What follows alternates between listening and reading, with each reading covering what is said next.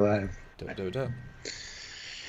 I have, as you say, done it. We are live now. Hi guys, welcome back. You've clicketh the liveth. And it worketh. Did. I had issues last night. I had trouble getting my stream up. I finally did get it up after like 40 minutes, but hey. Sometimes it just takes time.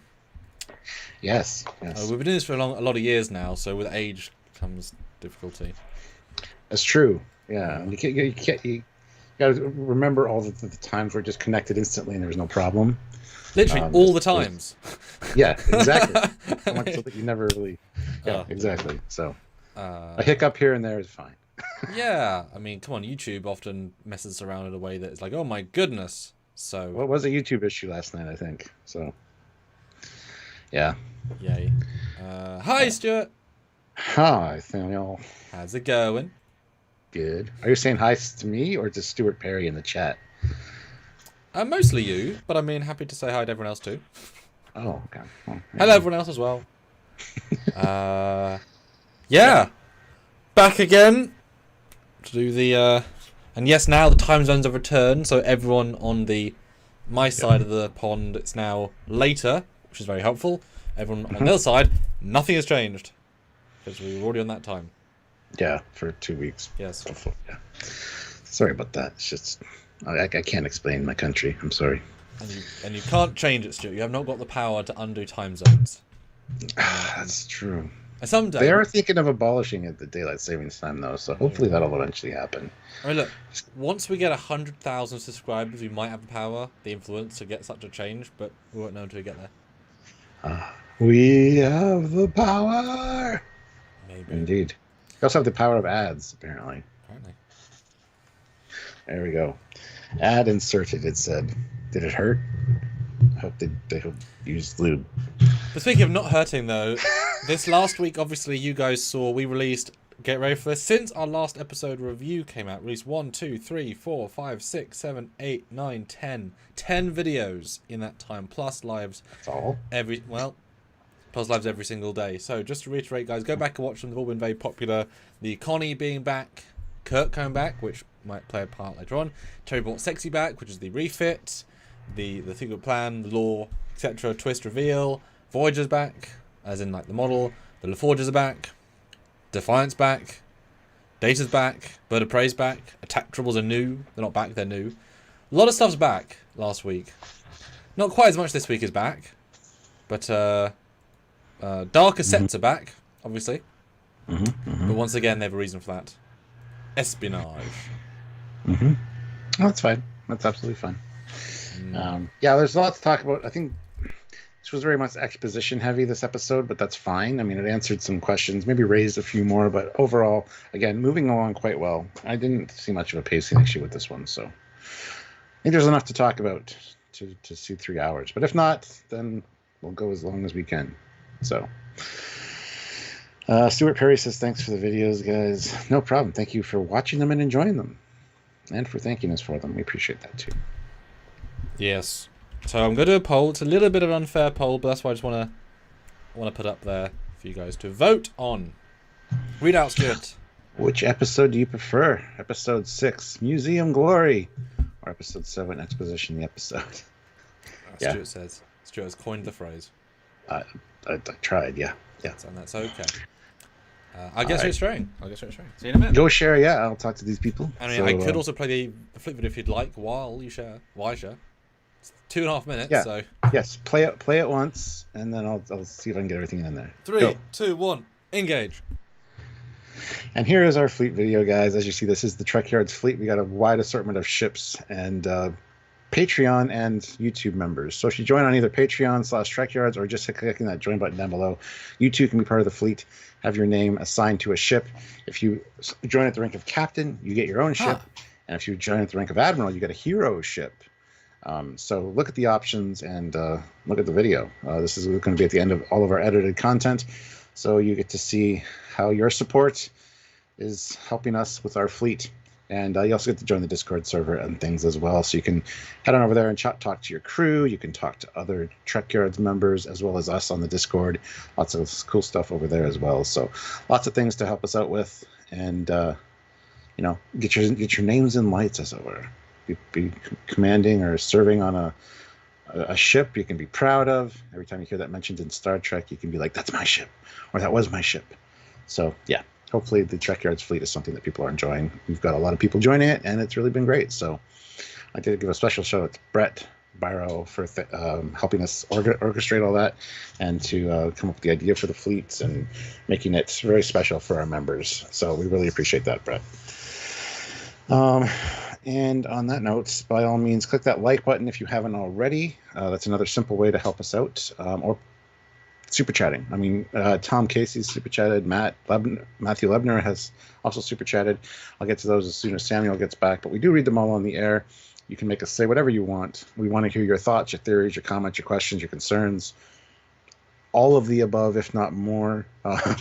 Please join us and super chat in, because we do read them all and we do talk about them, because we don't like talking in a vacuum. We don't like being just Samuel and myself's opinion. We like to have your guys' theories and stuff and explore those, because a lot of times they open up really great avenues of conversation. So if you're able to, please help us out in that regard as well.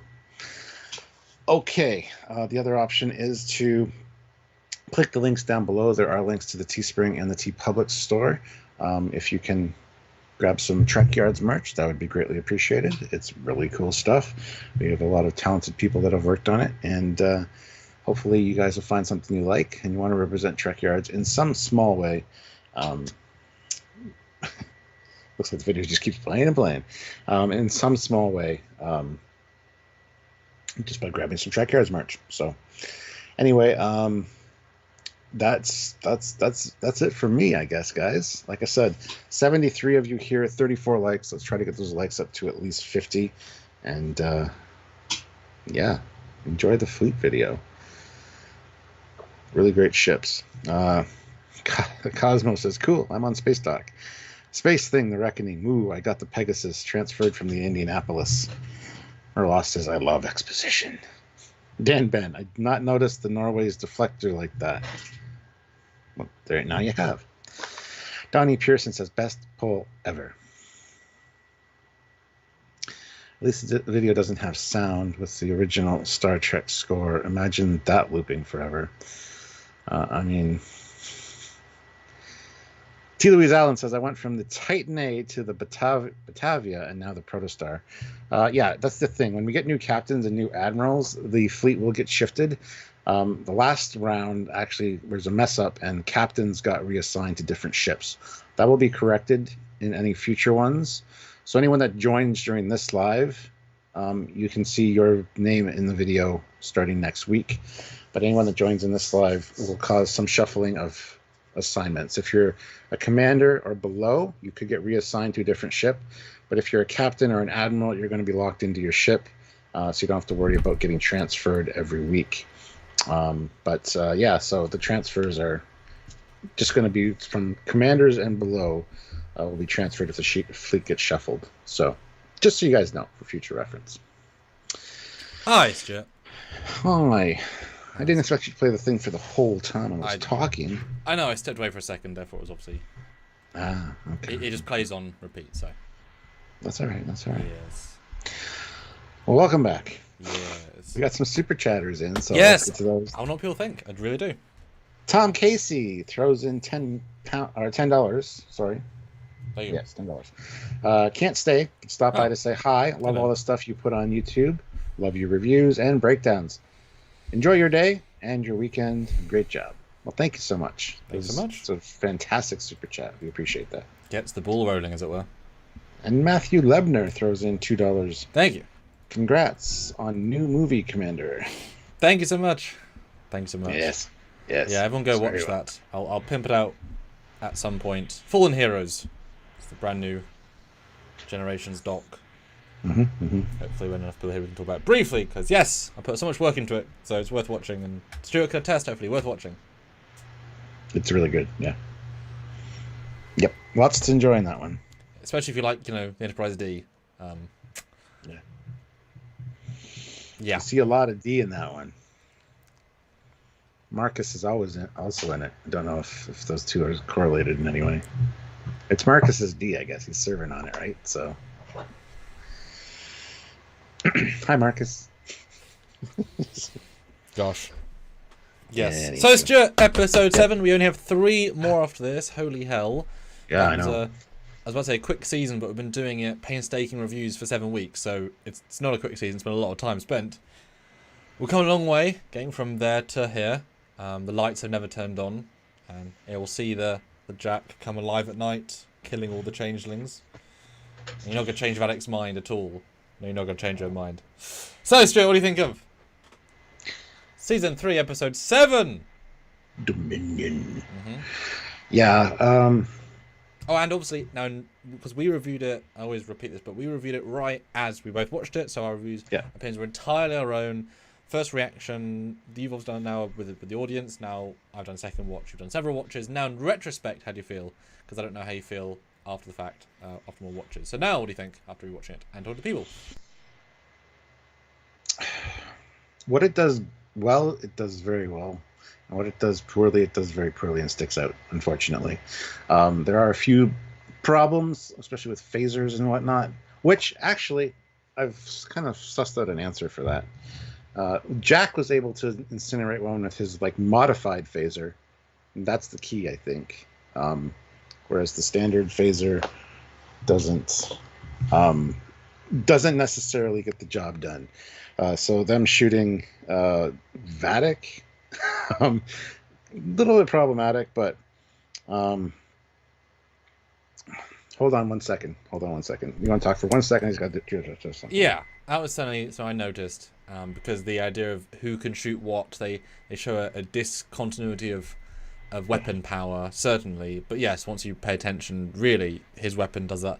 I do feel like somebody used a. Well, we know that the Worf's phaser can disintegrate a changeling because he's already done it. Yes, we know that's true. That Jack can do it. He's done it this week, and also, he didn't disintegrate, but he did shoot in the head and kill 4 changelings with a standard phaser in his hand-to-hand fight. So if the gun's set to kill, he can kill 4 with a single shot to the head. So they should just have turned the weapon on to full, and it would have worked instantly because Shaw hit the guy in the head. So it's still on them, I think. And they could have just got a rifle and put it on higher because they knew they were fighting changelings. So don't have to try and take changelings alive, etc. Yeah. So anyway, I'm back now. So hello, Stuart. What do you think of season 3, episode 7? Moving on from what I was saying, some things are quite strange, why they missed so many times, and multiple hits should have been at least able to incapacitate her, perhaps. Anyway, small things like that really stand out now on more viewings. Yes, they were kind of red flags the first time around, but it just seems more silly the more you watch it. Other than that, there's some good stuff as well. I think everybody kind of did good with the roles that they had. Seeing Tuvok was amazing, and a little twist there that he's not he is. That was nice and instant. But seeing him was and right off the hop as well. First, as you said, hearing his voice and then seeing him was fantastic. Hopefully, we'll see the actual Tuvok at some point. Be nice. Fingers crossed. With a ball gag in a cupboard somewhere. Yeah. I'm going back to the issues at hand. Shooting Vadek was one of them, of course. And also, where did they come from? All the ones on the bridge? They stormed in from the briefing room. How'd they get there? I understand the 2 that came up in the turbo lift. But as soon as those come out, all of a sudden there's 5 coming out of the briefing room, which must have been disguised as chairs, maybe. Although they are the undefined. Are they chairlings? Maybe.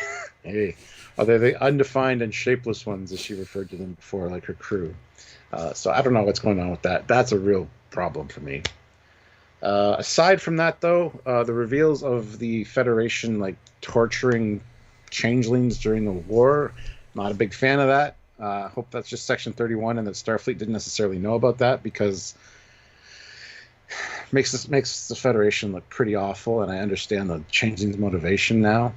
But still, I mean, it's just something's... And one thing I did notice, when they were torturing the changelings, they were changeling goo. They were the gold, the shiny goo that they should be. They looked exactly like a changeling goo should. And it's as they experimented on them, and then it formed behind her. That's when it had that like more organic look. So that's why it didn't stand out to me, because that's what it should look like. Yeah. Exactly. Yeah, and I didn't realize it till like my third watch. I'm like, wait a minute, that goo on the plate looks exactly like it should. That's awesome. So yeah, little things like that kind of improved for me, and then the other things that are just obvious, like what the hell, kind of for me. So yeah, this is not going to be scored as high as the last couple episodes for sure. It's going to get relegated a little bit lower. That being said, it's still better than like anything else Picard wise, seasons 1 and 2. So overall, I enjoyed it. I just didn't enjoy it as much as this season, like the last couple. Yeah, and you know, you don't expect any TV show to like every episode more than one before it. That's not how TV works. Very hard to do. They're all over the place, especially if it started like at 8. You know, you can't. You know, everything's a moving tail. So, how do you think it felt on rewatches as an overall piece? You talked about things that stood out more, but overall, how did it feel on rewatches? It was good. Like I said, the pacing was good. It moved along quite well. I do have a few questions. I mean, there's the moment with that Vulcan ship. It's like Vulcan warship. And the transmission. Like I assume the transmission was faked, and that was there from. I think they were in the Chintaka system, or they started in the Chintaka scrapyard actually. Yeah. So, and then the Vulcan ships later. I'm not sure. There's some things I still have questions about, but maybe we can suss out answers as we do this review. What was the initial question? Sorry. Multiple rewatches. How did it change? I think it averages itself out. I was kind of disappointed a little bit with the lack of like, because after last episode, I mean that's just the ship lover's dream, right? I expected to maybe go back to the museum or at least see something else. I'm sure we will get that at some point, but I was just a little bit underwhelmed. But now on the rewatches, it's like, okay, now I know what to expect. I can enjoy kind of where it's going, and it's actually pretty well crafted for what it is. But yeah, it is very exposition heavy, and that's fine. You got to get that stuff out of the way, and then move on with the last 3 episodes. Apparently, somebody on my first reaction live last night said that Rob Burnett said that the last 2 episodes should be shown in movie theaters, meaning it's going to be like a true like movie quality send off for the crew. And that's what I'm hoping for. Something really spectacular and amazing. So, yeah, get the stuff out of the way. And they did it fairly well. A little bit of a dip in the road as far as quality goes, but at the end there. But it's just to get that out of the way. It's fine. So, there you go. How about you? What were your thoughts on this fine episode? I do think it's better in rewatch. Yes. I think that's actually really important, because one thing I said in our edited review was that if you aim for less and you achieve it, it's still good, but you've now aimed for less, right? This episode feels like we were pulling down the stakes in all regards drastically, but when you know that going in, because obviously you're expecting potentially cool big reveals, like other, you know, like anything could be revealed. Once you know what they're going to say, on the second watch you get to just sit and enjoy the simple ride, because it is a simple ride, right? And it's not even about expectations. It's about you're living this moment with the characters, but then you're just re-experiencing. So second watch was definitely better because I had lower expectations by a large degree for sure. Definitely felt like, and I do like the episode. It's a good episode, right? Good being the operative word. Not great, good. It certainly, the most out of the entire season, feels like we need to slash the budget for this for episode 7 by 50% because we have run out of money for episodes 8, 9, and 10, and we need to put an extra $1 million in those. So how can we make this episode as absolutely cheap as possible? Like nothing done custom that will add money to it. How can we literally half the budget? There's new only standing sets, less number of actors as in Raffi and Worf, etc. Less Patrick Stewart on set because that means you can shoot quicker, etc. I mean, you know, less extras. All that stuff really comes to play. So it feels incredibly small. But what's lovely about this sort of season is that, oh no, incredibly cheap scene where Beverly and Geordi and Picard are talking together. Yes, please.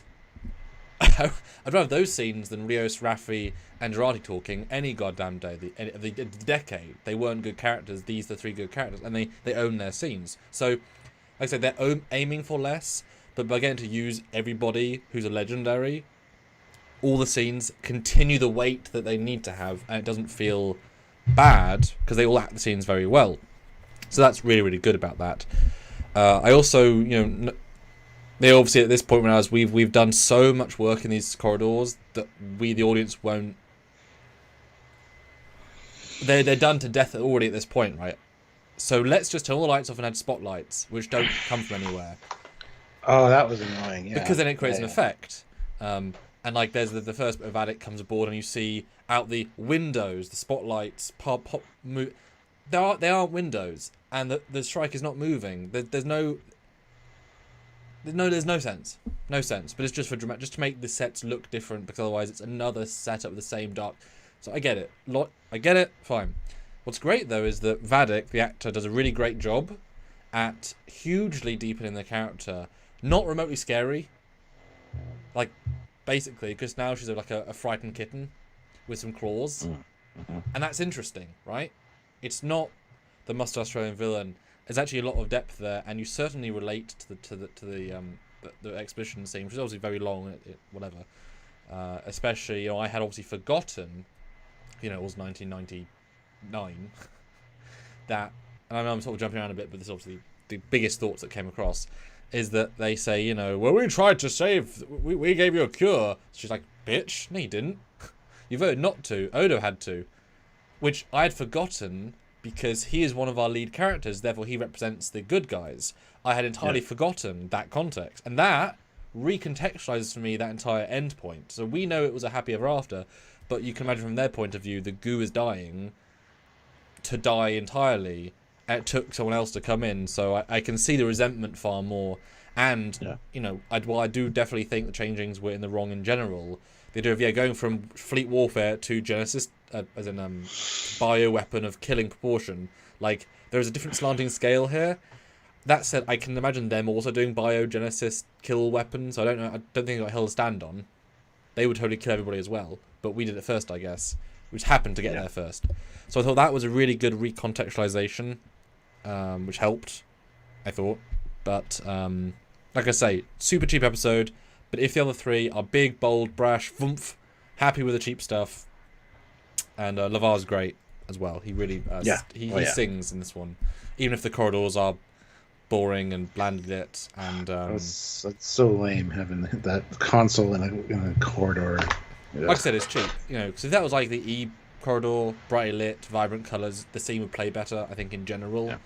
Yeah. But boy, Brent, never quit. Always be tempted back with more money to come back as a data, because he just nails it.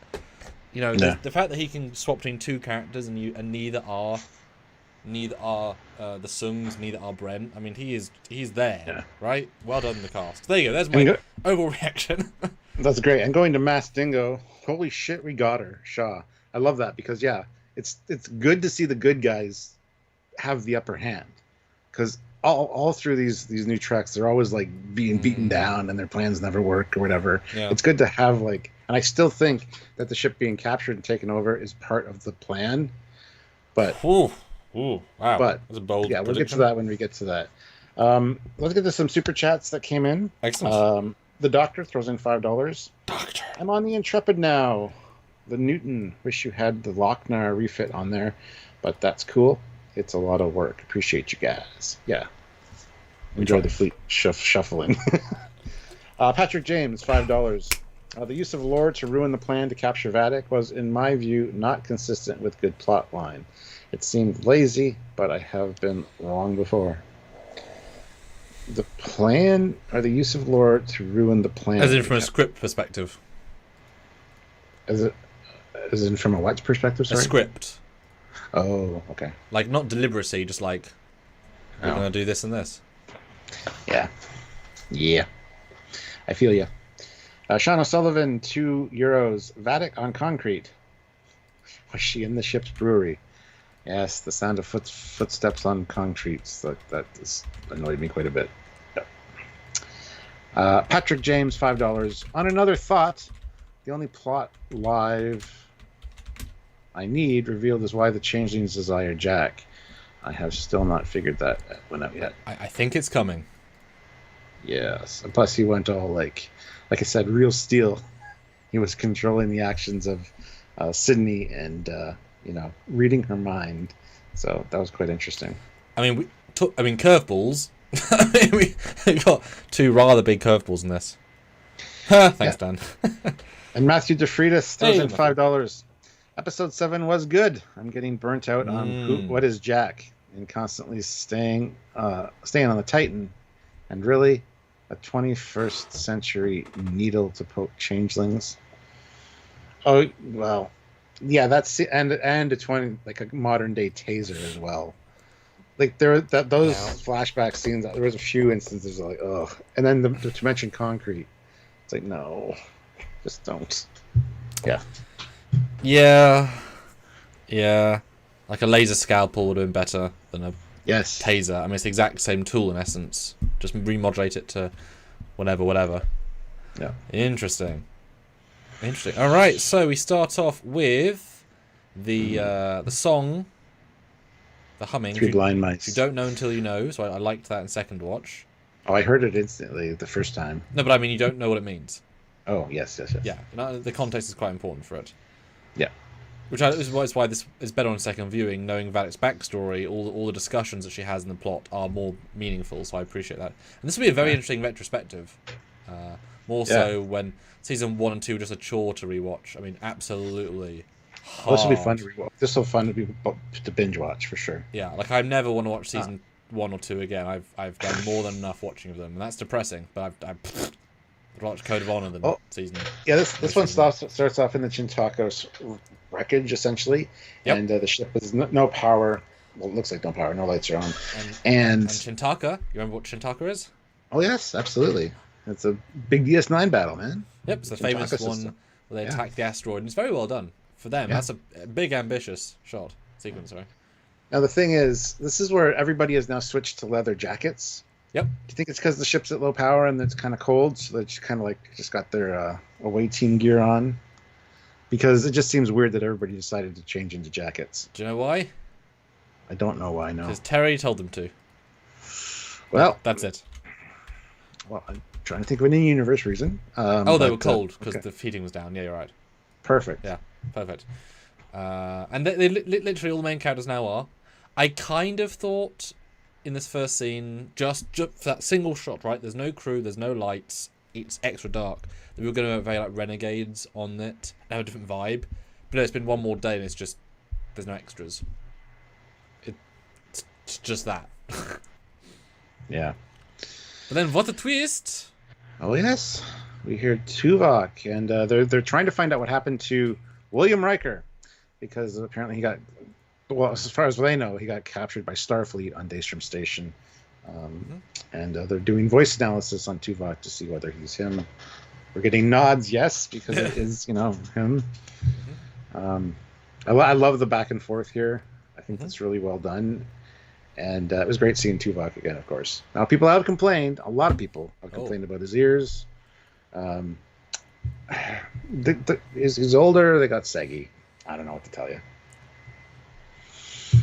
Thoughts? Well, it's funny you said that. I looked at some JJ Spock, and they're not actually very different at all. So, I mean, they're the worst part of his look because they don't look like his original. But check out our review on Sunday as we compare them. Yes. So, as I said in our review, he now looks like an elf versus a Vulcan. There's a subtle difference, but you don't tend to have that level of point.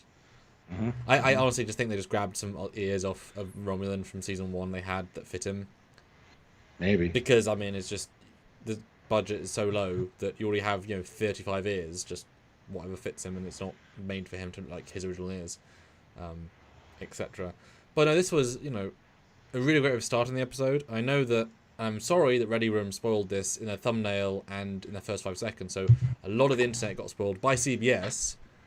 Yeah. Really bad showing for them, especially as it hadn't come out for the rest of the world yet. So one country could have seen it, or Canada as well, and the rest of the world couldn't. So really, really bad show, CBS. You let the world down there again with this sort of promotional stuff.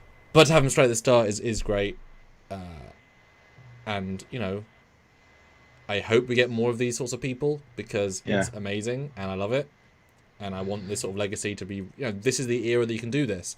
The Future Discovery, no one can come back for it. Early Discovery, no one can come back for it. Strange Worlds, no one can come back for it. In this era, any of the 3 casts can come back. And they're all meaningful and meaty, and the actors are obviously all very talented. And yeah. Lots of talk of Janeway here and the Frontier Day festivities. They're trying to find out who they can trust. And you get that moment where she tries to trick him, and he's right on it. And you get that little twinge of Voyager music, and it's like, yes, it's Tuvok. And it instantly goes to the whole Vulcan would never agree to meet there. And it's just, wow. It's like, damn. So I think this was really well played because it like toys with your emotions a little bit. And it's sad. People are wondering if Tuvok alive. He kind of says he is. He's still alive.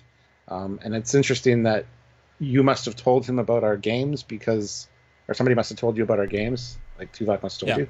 So this guy was probably like, as a changeling, was Tuvok's assistant beforehand, and maybe just came up in conversation or something. No, Tuvok's 107. Yeah, we already did the math. Yeah. And then it goes basically. Geordi's like, we got to stop doing this. We can't. The only people we can trust are us. So it implies that they've tried to contact more than just Tuvok. I wish we could have seen 1 or 2 more, or at least seen a list of names like scratched off of people that they tried to contact. But I don't know. I like the entire context of this scene, even to the voice pattern changing to become inconclusive. So you're really not sure what's happening, and because it's confirmed, then it's inconclusive, and then then it's like, oh, she asked the question. It's like, oh, it's Voyager music. It's him, and it's not. It's like all over the place, but it works well. Yeah, definitely playing with your feelings. And he does a great job. He comes right back in. As an actor, it is the actor's job to just play Tuvok, because the changelings can be perfect. And then to play not Tuvok at the end is definitely fun. And I like the context, besides the fact that, yes, they say they clearly contacted other people in their strive, in their last, I guess, day. Anybody who they really... Because it's not necessarily who they can trust, it's who they know personally well enough to be able to see if they're changelings or not. Because you can't trust them without seeing them, but you can test them without seeing them. And so they've got, all the Voyager crew, I'm sure 7 could test in the same way. And the way that Julie says, we can't keep doing this, implies that they've done this 3-4 times, 4 people they know, that each time it's been changing, holy hell, each time there's a trace, they have to move locations, they're burning places as they go, it's why they say later, where else do I go, right? Yeah. So that's all great. And I really would have wanted a little Picard saying, we've tried Captain Paris and Captain Kim and Captain... everybody we know. Like, that would have really added some tension, because there's hundreds of captains and people who could help. Yeah. So you'd think you'd keep trying. This isn't the conspiracy aliens. They can't be 1,000 changelings, right? Yeah. It can't go... And everybody that knows Picard and Janeway personally would side with them over their renegades. Small thing, but I would have had a bit more. You could say it's name-dropping fan service, but it's just adding some tension. But Tuvok is definitely one of the top choices for, oh no, if he's changed... Because also it means that the changeling has to be able to, convincingly play a Vulcan. It's even harder. And different biology as well. Not just blending as a human. Yeah, and a lot of people are concerned that Tuvok's dead. He's not dead. He kind of implies that he's not dead. They say he's not dead. I mean, yeah, it's absolutely fine. But the whole, where's William Riker? And then he turns into like a zombified William Riker. Yes. I'm as good as dead, just like you. That's like, wow.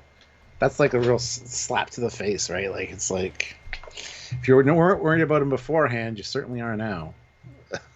Yeah, and I really like these morph effects. They do a very, very good job on these. Because that's hard. Because they're clearly full 3D. I mean, those are difficult. And I will say they did... I was wondering if this was a full, like, deep fake situation or a sort of fake scene, because his makeup was very good.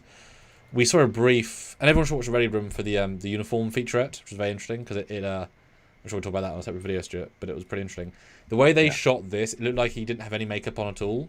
So I think this is a full CG, like I do with my AI stuff to kind of mess up people. I think this is entirely... The way he just, like... I'm going to look straight at the camera and not move on it, so that makes it doable. Because, like, do you really want to put a 75-year-old Frakes and makeup for 2 hours just for a 44-second cameo? Or just do it with AI and you can do it in about 3 hours, 2 hours with that. I think that's what they did here, but very effective. I really like it. And good to see him in the uniform. I know that sounds silly, but I love these people, and I can imagine I could like Photoshop this to make him look healthy again somehow, if I could.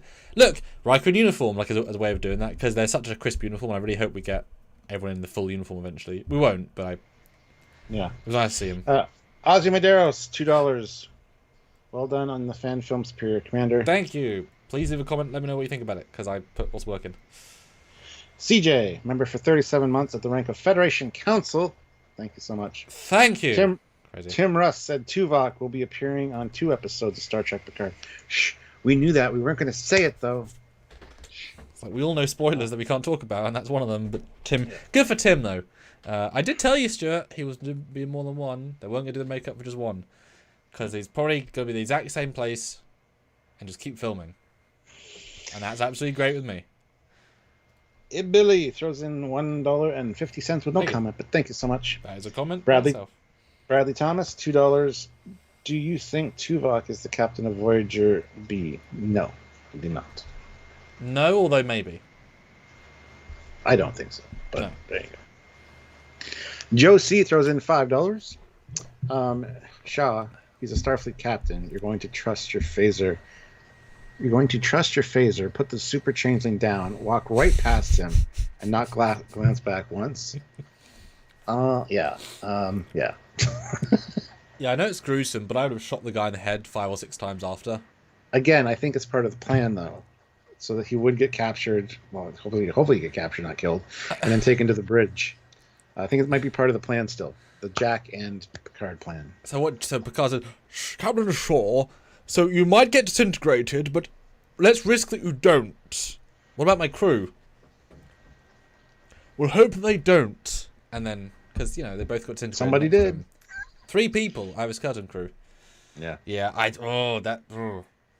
But yeah, I mean, he could have walked by and shot the guy in the head more, because clearly it does work. Jack did it. Just full power. Would have probably saved the ship, Just saying. It's Shaw's fault right there. If Vadik had come out, might not have had the drop on 7, could have shot Vadik in the face. I mean, it's basically Shaw's fault. Yeah.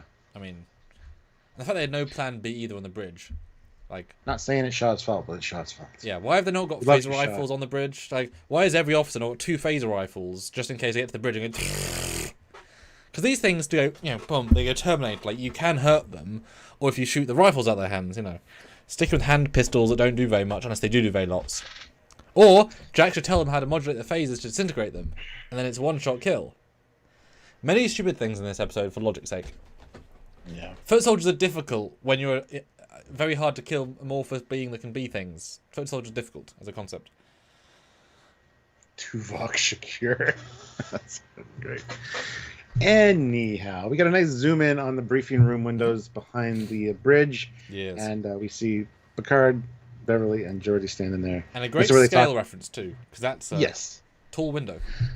Yeah, and this is where they're talking about contacting Mr. Worf and Raffi, who are monitoring Starfleet security at Exoport, because they are also looking to see if Riker was captured by Starfleet security and taken somewhere. So anyway, there's no mention of them, and so they are on their way back. And it's not like Worf would be useful in a battle situation, is it? With he would be great in this hand-to-hand fight, and he's already killing several changelings, etc. Although briefly, the Black Trekker says, "Greetings, gentlemen. How is Tuvok only a captain when he's been in Starfleet for well over 30 years, and we all know he's a very high achiever and a perfectionist?" Well, Black Trekker, I mean, he was in Starfleet for like 90 years, and then out of Starfleet for a bit, and then back in Starfleet, and then chose to be a commander. I think he's a commander in Lower Deck still. I mean, you can not accept promotions. Yeah. I get the sense he just doesn't want to be a captain until the point he's okay to be a captain. You can be a lieutenant for... Because when you have any higher rank, you have much more expectations on your time. If you just want to do the raw science and not actually have to be in charge of a team or running a department or running a ship, you'd most might politely say, no thanks. Like, most people will never be captain. I know he's a high achiever, but most people will not be captain, otherwise there's not enough ships. Most people say lieutenant commander. Most people can think about it. One ship of 1,000 people, one captain, 2 commanders. So there isn't space for a new commander. They instantly have to leave the ship. For the Enterprise D I'm referring to. So, yeah, promotions were a choice. Because, I mean, Picard was captain for what, 35, 40 years? I mean, Stargazer to E. I mean, that's so. You pick your own promotion scale. Sorry, I'm just saying. It was a good comment. It's good. Thank you. Good conversation here about deciding to create a weapon or a way of tracking them that's not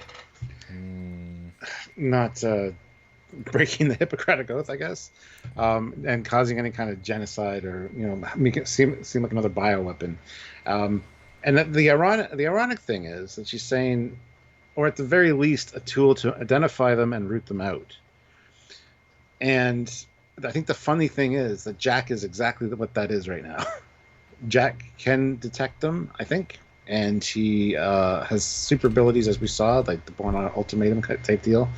So I think he is is a changeling detector. So she's kind of working herself up over this when she actually has one already, and she just doesn't know it, which I think is kind of funny. But yeah, this is a good conversation about the moral dilemma that they're facing, whether they should use their unique biology as a way of, taking them out and or being able to at least detect them, which I don't think is a problem with detecting them, honestly. Yeah, I mean, this is, like I say, this is what I was referring to earlier. 3 legends, all on screen, all in nice costumes, looking great. We haven't got... I know we talked about, especially in Season 2, it's great to have heroes back, but if they're not in uniform, it doesn't vibe quite as well, because that's how we've known them for decades. So seeing Geordie rocking just good-looking stuff really helps. And yeah, we go straight into the of efficacy. It's not focused on too heavily right away, because they quickly switch gears and go to why they got Picard's body, this is kind of an odd thing for me, because he says, as an admiral in the fleet exercises, it requires genetic confirmation of my identity. So they're thinking that stealing the body is one step to create a perfect doppelganger of Picard. The other step is getting Jack's unique DNA to be able to make it more accurate. And even Beverly says something weird for a doctor. She says, but is it possible that a DNA sample from a relative could be used to complete an incomplete DNA sequence? I don't know. You tell us. You're a goddamn doctor. That seems like a doctor would know that kind of question. Anyway, I don't know if anyone else noticed that, but that kind of bothered me a little bit. But this whole conversation about... So that's what they think they're using the Picard body for, is to infiltrate Starfleet on Frontier Day. And Vadic does not confirm, just for records. She doesn't actually confirm later. She doesn't let them think whatever they want to think. So that's not necessarily the real truth. Yeah, this was a weird scene. Both the genocide is obviously a setup for later, with Beverly saying, "Is my morals okay or not?" So that was a good setup to a payoff. I like it, Yes. Yeah. But yeah, I mean, if you can make a copy, okay. So they should be able to make a copy of Picard based on a scan or a hologram. That should be enough. A perfect scan, if they're actually implying they need to physically see the DNA, then, like when Vadic made Jack in the force field, was that an imperfect Jack copy? Could that be scanned away? Does it mean that they actually have to basically kidnap and hold off the person, kind of like the T-1000, they have to, or the T-8TX, they lick the blood and they can have the DNA code. If that's necessary, fine, but then you can get into a room as them but not be scanned, but you have to take their DNA to be comparable to them, but they already have the entire DNA sequence of Picard because they have Picard. There's no reason they'd need Jack to make Picard more perfect. No reason at all. No. Because they have different DNA while some similar elements. So that definitely did not work. It sounds like, the way they described it sounds like they want Picard's body, and they want to pump it full of Jack's blood, so that if they take a blood sample, it'll have they want to make close enough DNA. Well, it's making a perfect replica, so it's still a changeling taking over. It's just... Yeah. But that tells you the plan's wrong, that they've misguessed it, which I like. And just the idea that, they it's all about Picard and about, he is a symbol of hope and federation. So if he's the one, it's kind of a best of both worlds allegory. Picard being the face of it made all the pain far more relatable and worse. So if suddenly, Yeah. The USS Butt Kicker, the new warship from the Federation, warps in, and Picard's at the helm, looking fantastic, and he says, all Federation ships, lower your shields for celebration. Target quantum torpedoes. I know the plan. I know, it's a dramatic effect. And they just launch like 100 quantums and destroy every single bridge. And then he's like, after that, he signals to the entire fleet, "That's it, you guys! I hate everybody! It's me, Picard! I hurt everybody!" It's like, well, yeah, you just reminded me of something that really fucking irritates me in this episode. Well, keep it in your minds. Maybe make a note. So I get the logic of his face adds far more hurt, especially as he could just bomb Earth. I mean, imagine if there's innocents he could kill as well. But also, do you need Picard, really? There's other admirals. There's something else going on. Yep. And even later they say your Irumodic syndrome is misidentified as something else. Like, something else is being which I loved. It was very mentioned and then moved on. It's like, whoa. A lot of people didn't necessarily catch it. And I'm like... Well, I don't know about you, Stuart. I actually did forget about it when we did our review. So we didn't. I didn't mention it because I forgot about it. Well, I mean, you didn't mention it either in our edited review, so yeah. It's such a small thing. There's so much that, like, it's the valid stuff grabs you. For that review, I got it right there. I just in the middle and I missed it, I guess. Yeah, no, I mentioned it.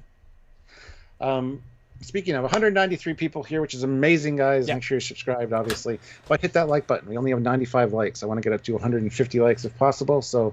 Yes. Hit that like button. I'm going to start a new poll, though. I asked, which episode do you prefer? And only 78% prefer last week's. I would have thought it'd be in the 90s. Intriguing. Let's start a new poll. All right. Gibbs, though, throws in $5. I truly feel as if the ship getting captured is part of the plan. Too many dumb choices made this episode for it not to be. Great episode still. Yes, and I was just hoping that they would have the upper hand. I like when Picard says to Jack, "Maybe we do have the upper hand." It's like, yes, thank fucking Christ, you got a plan. That's what you're supposed to do. And it just seems like they're always, all these new shows, even Discovery, they're always on the pinned to the floor the whole time by the enemy. They can never get the upper hand until the last second. Because they fight amazingly powerful enemies every time. Oh, Starfleet Academy. And did you? I believe one of the posts about Academy said they fighting a brand new threat. It's like, oh. Threat to threat to the Academy as well as the Federation itself. No. Like, day-to-day activities, no threats, people talking. Have the biggest threat be you lost a cat, or you scored low on an exam. Yeah, I actually want that with good writing. I don't want big threats. Oh, I know. Anyway, moving on. General Grievous. By the way, we will do a live talking about that. Starfleet Academy. It is news. That's years and years and years in the making. So. 40 years, yeah. It was in the 80s, so. General Grievous, $2. Hello, Dreadnought. For 137, Tuvok doesn't look bad. Fantastic. Yeah. So now we get the scene we saw in the other trailer with... No, we don't. We have a poll, though. Stuart, we have a poll. We do? Yes. Oh, I'll read the poll. Please do. That's your job after all, Stuart. Jesus Christ, no poll. Are they really going to make a perfect Picard replica? Is that the plan? Yes or no? Go vote, guys. Already have 62 votes, which is awesome. So, anyway, yes. What do you think of the Brent, Law, Picard, Geordi? Welcome back to life, O Commander. Yeah, because this is the only other person that can kind of fill in the details of this plan that they have. Mm-hmm. So they go in to see him, and they activate his just cognitive functions. Mm-hmm. And I love the realization, like, this isn't the Enterprise, or it's the Scimitar, you know. And then it very quickly shifts to Lore, and it's like, see the problem, guys? This was, and again, Brent's acting is fantastic, shifting between the two. Very well done. Very well done. And he just insults Picard for looking old and pathetic. It's like, wow. That's lore. That's lore. Let's see what else here. And we find out, too, that Lau and Soong have been relegated to memory files. I believe it's... Well, they don't mention Lal. They mention B4 and Adam. No, B4, yes. Yeah. Which makes sense. I mean, B4... Yeah, I mean, I'm fine with that. Did the tree move, or did the apple just fall far from it? That's a great insult. I didn't quite get that, since Joy's not an admiral, but... An admiral? What's that have to do with anything? Well, he says an admiral and the trees, the... Is that the line? He says an admiral and the apples falling far from the tree? So did the tree fall, or did the apple not fall far from the tree? It's talking about the kid being stupid. Either the tree moved or the apple fell very far from the tree. Yeah, I heard admiral way start that, so I was confused by who he was referring to. Yeah, no. Anyway, good conversation here about lore, just hating humans and having a strange view on humanity. Chaos. Yes. Chaos. So Soong and B4 operate as a memory file only, as this says, and then there's a clear partition between lore and data. It's like XP and Vista. Yeah. Separate. I don't buy for a second that that's right down the middle, though, like they depict. Because like you said, data was online constantly, a lot longer than lore was. There's no way that there'd be the same amount of information for the two of them, necessarily. But no, but lore has enough personality to match. That's true. It's more about amount of strength and will versus literal data. Yeah. Then the question is raised, why did Soong do this and put both lore and data in the same... It's just a dumb idea. And the answer is maybe an effort to give Data the one thing he always wanted, to be human. Reconciling the bad with the good, I guess.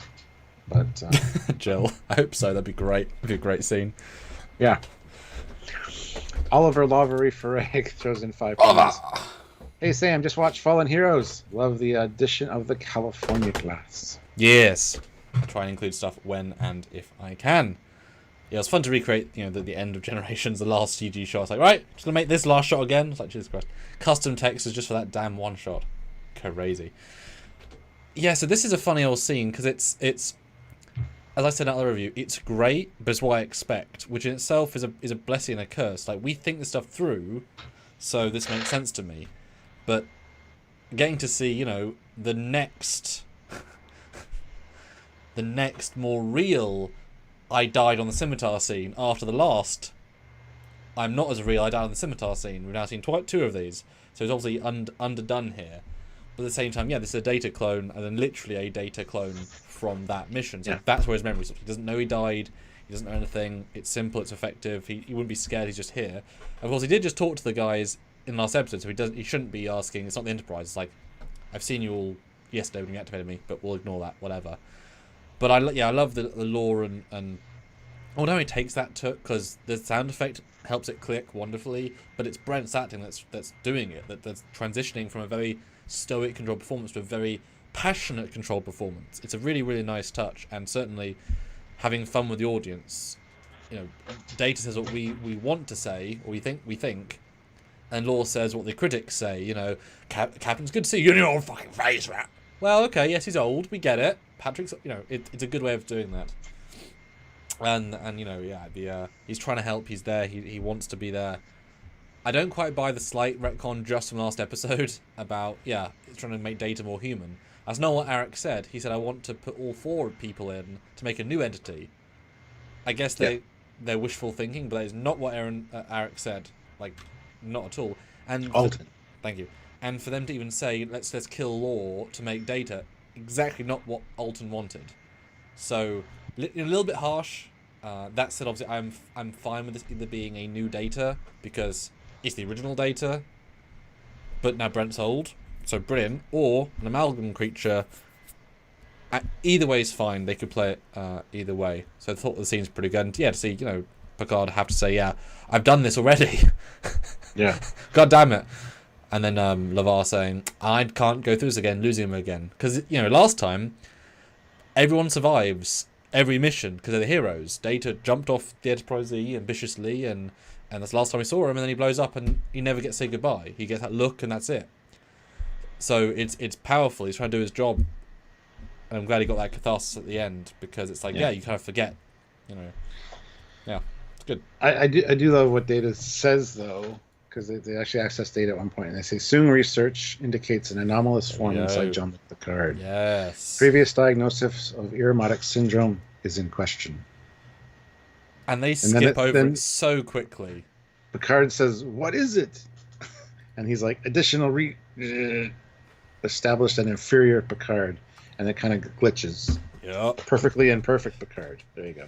This is a whole conversation by itself, but this certainly feels like the wonderfullest of giantest retcons. Yep. But I'm so intrigued by it. It's so played like, this is important, and moving on.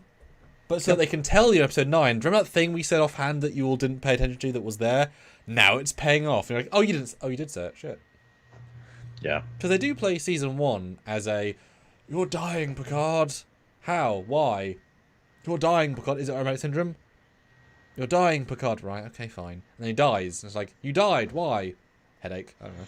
So they, like, the way that Michael Chabon didn't confirm it was aromatic allows Frey, well, was it? Especially as he had it for sure in Generations, as in the future him, but that was because it wasn't treated for 20 years. He is now living in a timeline where they knew they treated it. Anything could happen. It could have remissed, and then something else happened, etc. He clearly wasn't having visions on his vineyard. So, yeah, it could be either Borg related. It could also be pre-Borg. It could be why Q was so interested in Picard specifically. It could be something like, who knows? I mean, I'm just spitballing ideas here, but it's a nice little. I thought it was great. Place a bet right now, and everyone else too as well. Is this more a case of something new was put in Picard between X and Y, or it is genuinely a genetic thing from day zero? Which one do you think? I think it's something that was not put in him. It's something genetic. Okay. Either like he's like one step closer to the next evolution of humankind or something like that. There's something special about him. And that's why Q locked onto him instantly in Encounter at Farpoint and kept coming back to visit, because Q saw potential in him or something. I think there's going to be some kind of link like that to the Q. Yeah. Or even Q put something in him at some point as a... Maybe it's a gestating... Maybe it's a baby Q. John Delancey pops out de-aged. It's just been in there for years. And it's just, yeah. And that's the strange irony. When I watched the scene the first time and the second time, both times... That's why they need the body. That's why they steal the body, because they know it's in there and it's going to hatch out of his body. It's Nagilum. It's Nagilum's baby. Yeah. No, seriously, both times I watched this, I absolutely thought, just the way they framed it, something's inside you, Picard. What, like a face hugger? Like a chest burst? Like the way they say it feels like an egg is in his chest. Whatever, just my brain went to that. I think it's something in his brain. It's because it's Charles Xavier. He can actually read people's minds. He's got a special gland in his brain. I mean, boy, wow! If Disney bought CBS, they could totally do that as well. Jesus. And that's why Jack can actually read people's minds and control them, because he's got like the next evolution. Because it's like the father passed on to the son. It's more advanced than Jack. Ta-da! And that's why Picard is such a good diplomat and negotiator, because he could subconsciously read people's minds and he didn't know it. Well, I mean, is that implied as well that Picard's body had something that gave Jack the ability to do? I think that's where they're going. And the changelings and everybody know all about it, but apparently nobody else does. So, well, that brings up an interesting thing too later with Jack, where it's like, why do you want Jack? Oh, he's not for me. Maybe we can bond over that. He wasn't for you either, which implies that he was implanted or altered early on, maybe in utero, and the whole thing he's been basically grown to be, harvested at a certain point, and that's what they're doing right now. They're trying to get him. So Terry has done a fantastic job putting this together, is all I can say. I just hope that they stick the landing, because with 3 episodes left, we still got a few things to uncover, and I'm worried. So, anyhow, let's see what we got going on with super chats. We got one from General Grievous. Anakin is the father, isn't he? I'm so sorry. I mean, Hayden did come back for Kenobi. He might have come back for this.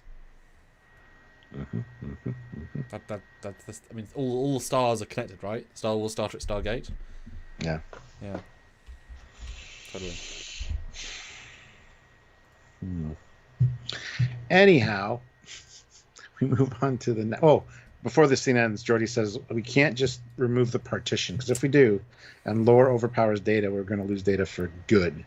This thing is way more advanced. This is more like a work of art. This is way beyond the positronic technological side that I dealt with. This is like something completely different. So, and you know he's serious because he did his eyebrow raise. Yes. His very acty eyebrow raise. And that was a lovely caveat for the audience to just say he's not really a machine anymore. They're there. I can read them. Like I can read Picard's brain, or, you know, when Tuvok has an entity inside his brain, you can read multiple engrams. That's humanoid. I like that. This is the next level of this technology. Especially as Joy's been dealing with past tech for the last 10, 20 years. He's not in on the new Android tech. But I also... So what you said there? What did you say? You said partition and... Data taking... Or lore taking over, losing data forever. Oh yeah, losing data forever. Like, you said that last time too. Stop saying that. If you just save the guy... It might be a save backup. All you need is a floppy disk. A really big floppy disk. Ozzy Maderos, $2. Data will never forget the name Enterprise. Yeah, that was nice to hear for sure. SVS Guru 2000 puts in €5. Thank you. If they wanted to make a perfect duplicate of Picard to pass the genetic test, they would have to get Picard's current robot body. That's a good point. That's a good point.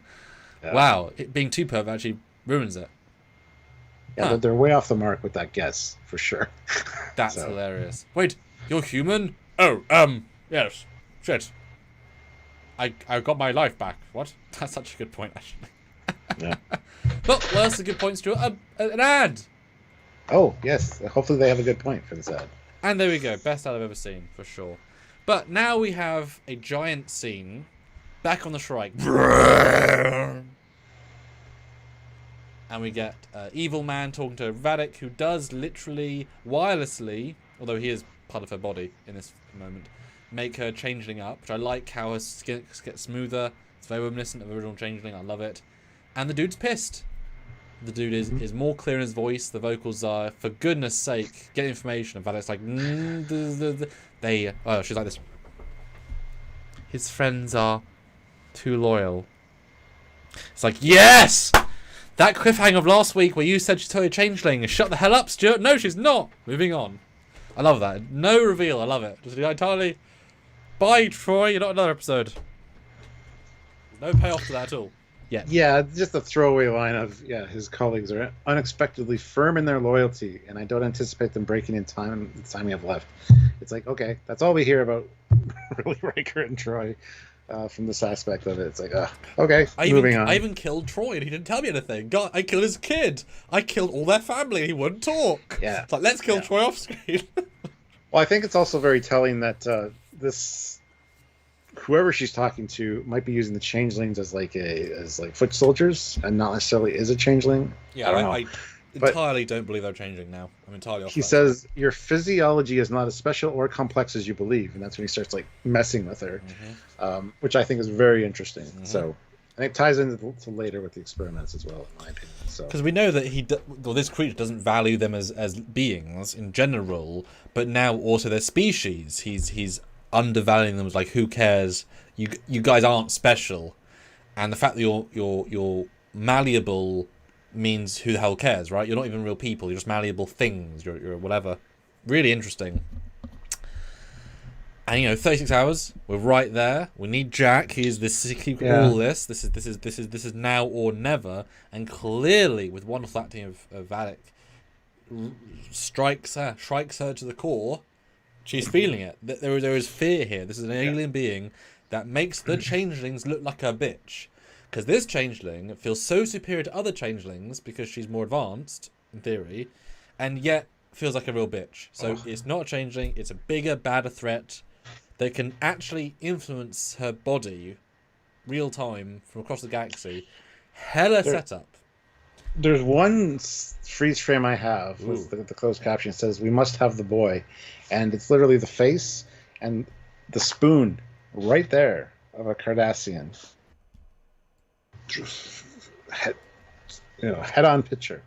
But yeah, he says, "We must have the boy, or you and your kind will find your own existence meaningless." Ain't changeling. So, yeah. God, if it's Gold Dukat, man, that'd be a hell of a twist. That'd be great. That'd be great. I mean, Paul Wraith Dukat, yeah. I mean, he is kind of fire right now. If you look at it as not liquid, he's kind of fire. Yeah, it looks like Ghost Rider. Yeah. But I really do like the Vatic effect, because for a few frames, she is definitely smoother like a changeling. I like that deliberate trick. Yeah, and I was convinced she was going to turn into the female changeling from DS9, yeah, which a lot of people have said she is. I was like, no, that can't be right. But yeah. But I mean, there's a frame. That is a changeling face. That's good. That's nice. That's because, you know.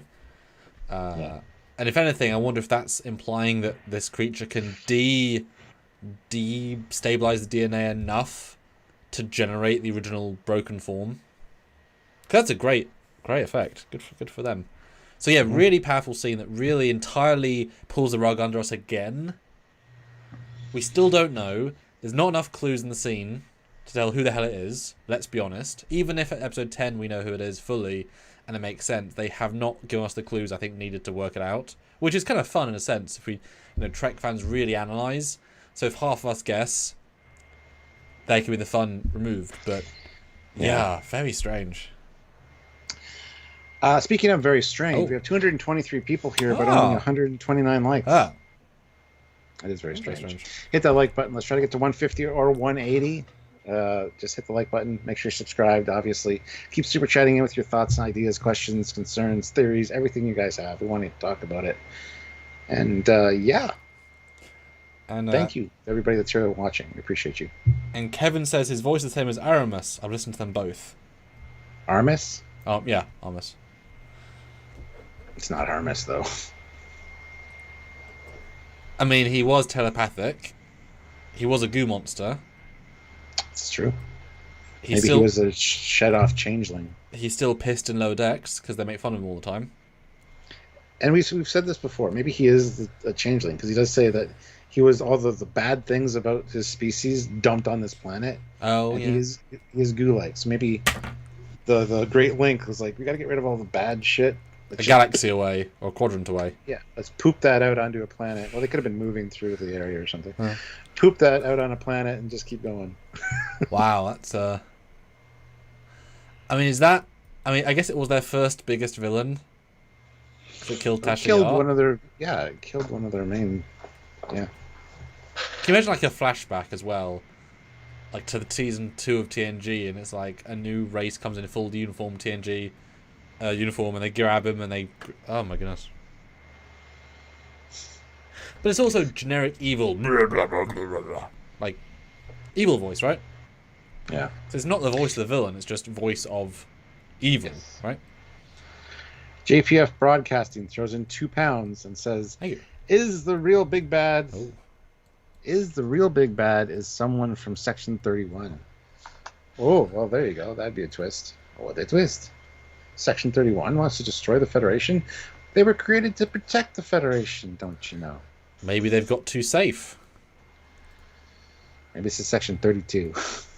Maybe it's Section 13. Maybe they hate always having their... 13. Yeah. Maybe they hate everyone always comparing them to 31. You know, you're not as good as 31. Like... All the people with dyslexia joined the wrong one.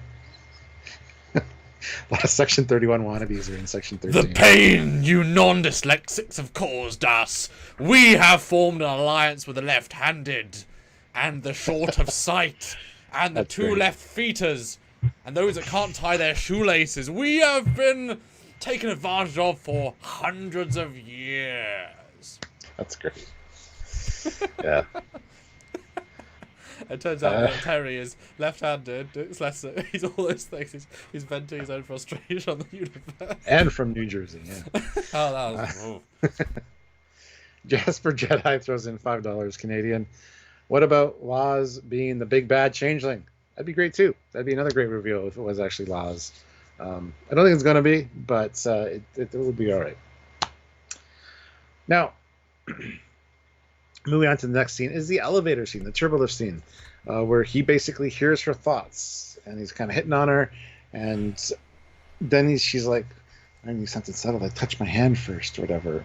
To which she touches her hand, and she's like, turns around, why'd you do that? And you see the corridor behind her, like, killing the vines. And then it cuts to the next scene, which is... This came out of nowhere for me, probably for everybody else too. But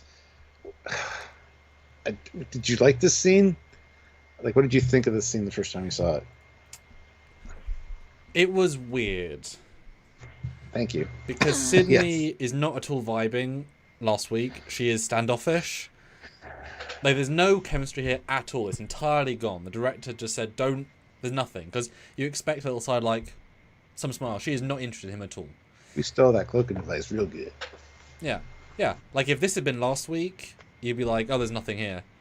And also, I know it's a conceit of all film, but imagine if I was in this same scene, I was just staring at a girl with a very, like, I'm cursed face. She's not thinking, is he flirting with me? You'd be thinking, who the fuck is this guy? So the acting was all, like, didn't fit really at all for the larger theme. It's because you have to wait for the actors to do their internal monologue. But really, is what's happening in the scene if you make it silence. I did like the first bit, though. You know, do you want to come hang out and space Netflix and chill in my stolen quarters? Yeah, how are your quarters? I'm an ensign. They suck. Like, that's all great. I love it. But then, yeah, the reading the mind thing, it's so random. It's so unbelievably random. It doesn't connect to anything as far as I'm concerned. I mean, yes, it connects to 8472 because they were also telepathic. Fine, yes, Vine's red, alien, yes, that fine. But it doesn't feel organic in any... Oh, they're also organic. But it feels random, super random. I do like that often in film you do have the idea of the monologue is so not really what you're thinking. It's a reaction to what you're thinking. Because it's unfiltered, so she doesn't really want him to do the hand.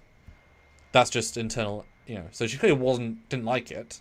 That was not a appreciated reaction. It's entirely not awkward, but like, you know, given she also points a gun at him later, like they're out of the question. Their bromance is gone.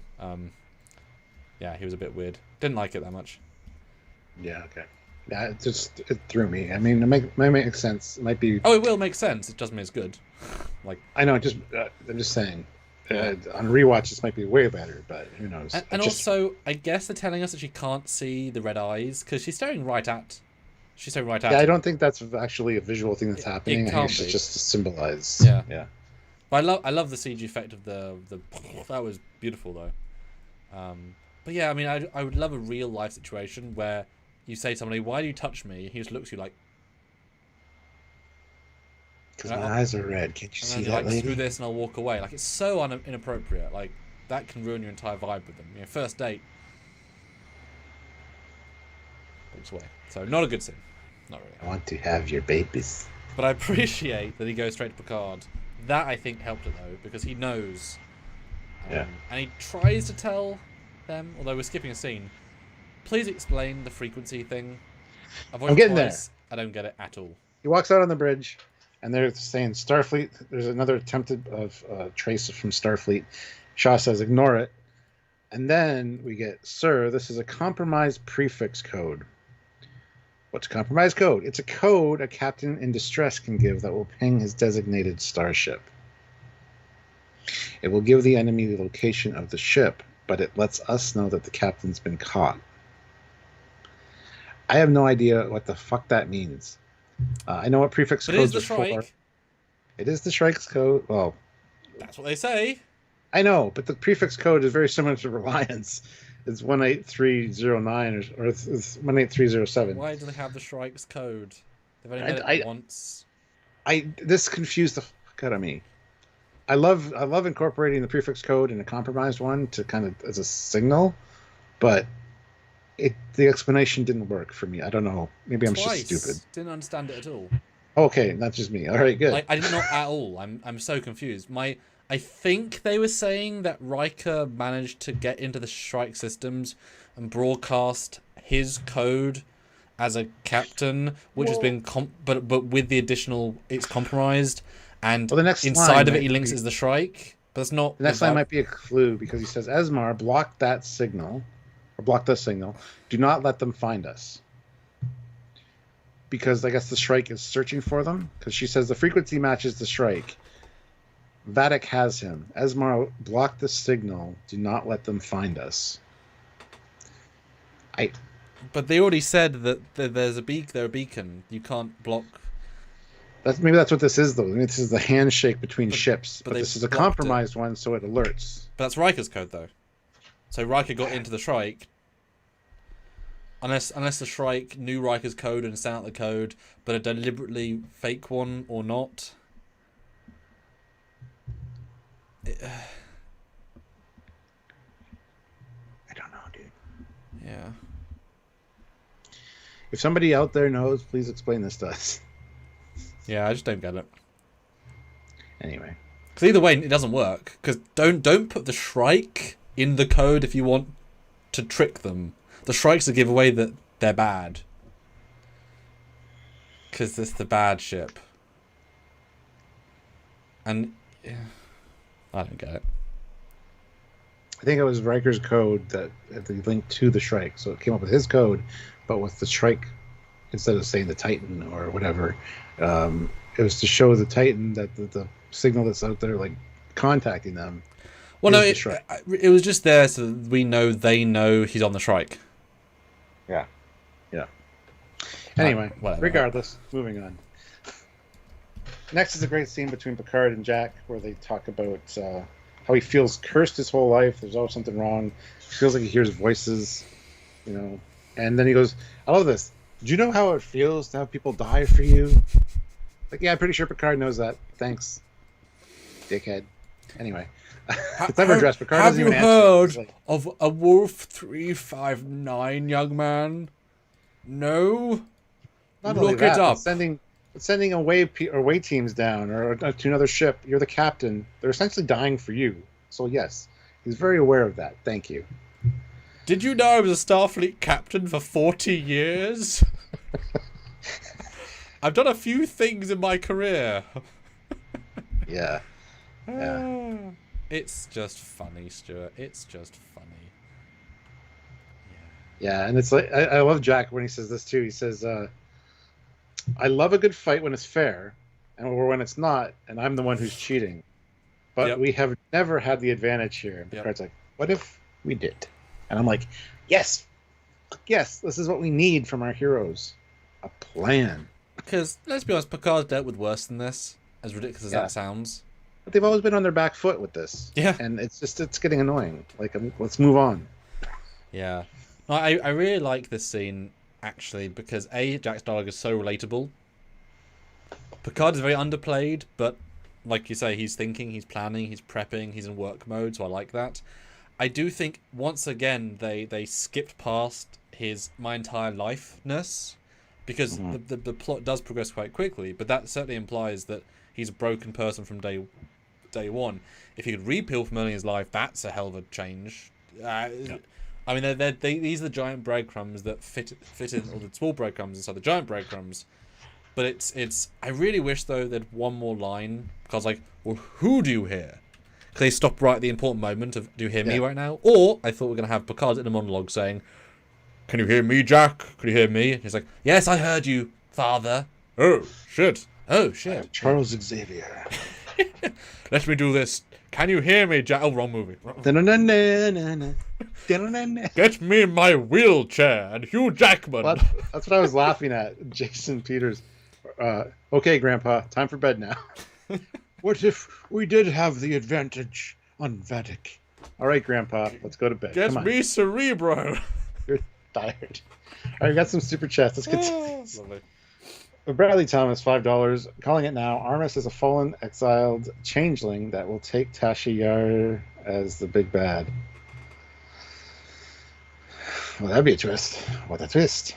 There's a copy of Tasha Yar inside Armis because... Yep. There'd also be a Riker in there because he literally sucked Riker in. Look, some people like sucking Riker, okay? It happens. As long as there's no black goo, I mean... Well, get that checked out after this. SVS Guru 2000 throws €5 in. Thank you. It says, what are the chances that her whole I want vengeance is just an act and she is just forced to do it by skeleton head? Yeah, that's a pretty good chance, I would guess. Sorry, I had skeleton hands Although, there. I did too. I read that as skeleton hands a few times as I was like getting ready to read these. We're broken, Stuart. Our team has broken us. SVS Guru 2000 throws in €5. Thank you. Perhaps Riker gave Vadic a fake Titan prefix code that the Shrike then tried to use to locate the Titan. Okay, that makes more sense. Sure, let's buy that. Because yeah, he did say I'm not going to betray my friends after 35 years of friendship. For you, no, not for you. And he shows. The end is like, oh yeah, okay. The prefix code is 118. And it's just a little off or something. Yeah. It's 1, 2, 3, 4 prefix. I have the same code on my luggage. My tricorder unlocks that code. Yeah. But I like the scene. It's good. It intrigues me. But the Jack stuff is so all over the place now. It's so ill-formed. It is dragging a little too long at this point. Like I want an answer. But I just mean this stuff was not remotely hinted earlier on. I know, can't predict. If they had given him more, or even if they had. Okay, well, hold on. He's heard voices, which we assume is hallucinations, or was that him hearing his mum when he saw the in the mirror? Is that going to be we look back and say that's actually what Beverly was thinking? Because that would make more sense then versus just no one summoning him. There's actually the crew. Good point. That's a good point. But why find the connections and come to me or come back to me? Yep. Because we assume that's like Vadic. I like that. People... I really like that. Because, it's been Beverly's voice. Yeah.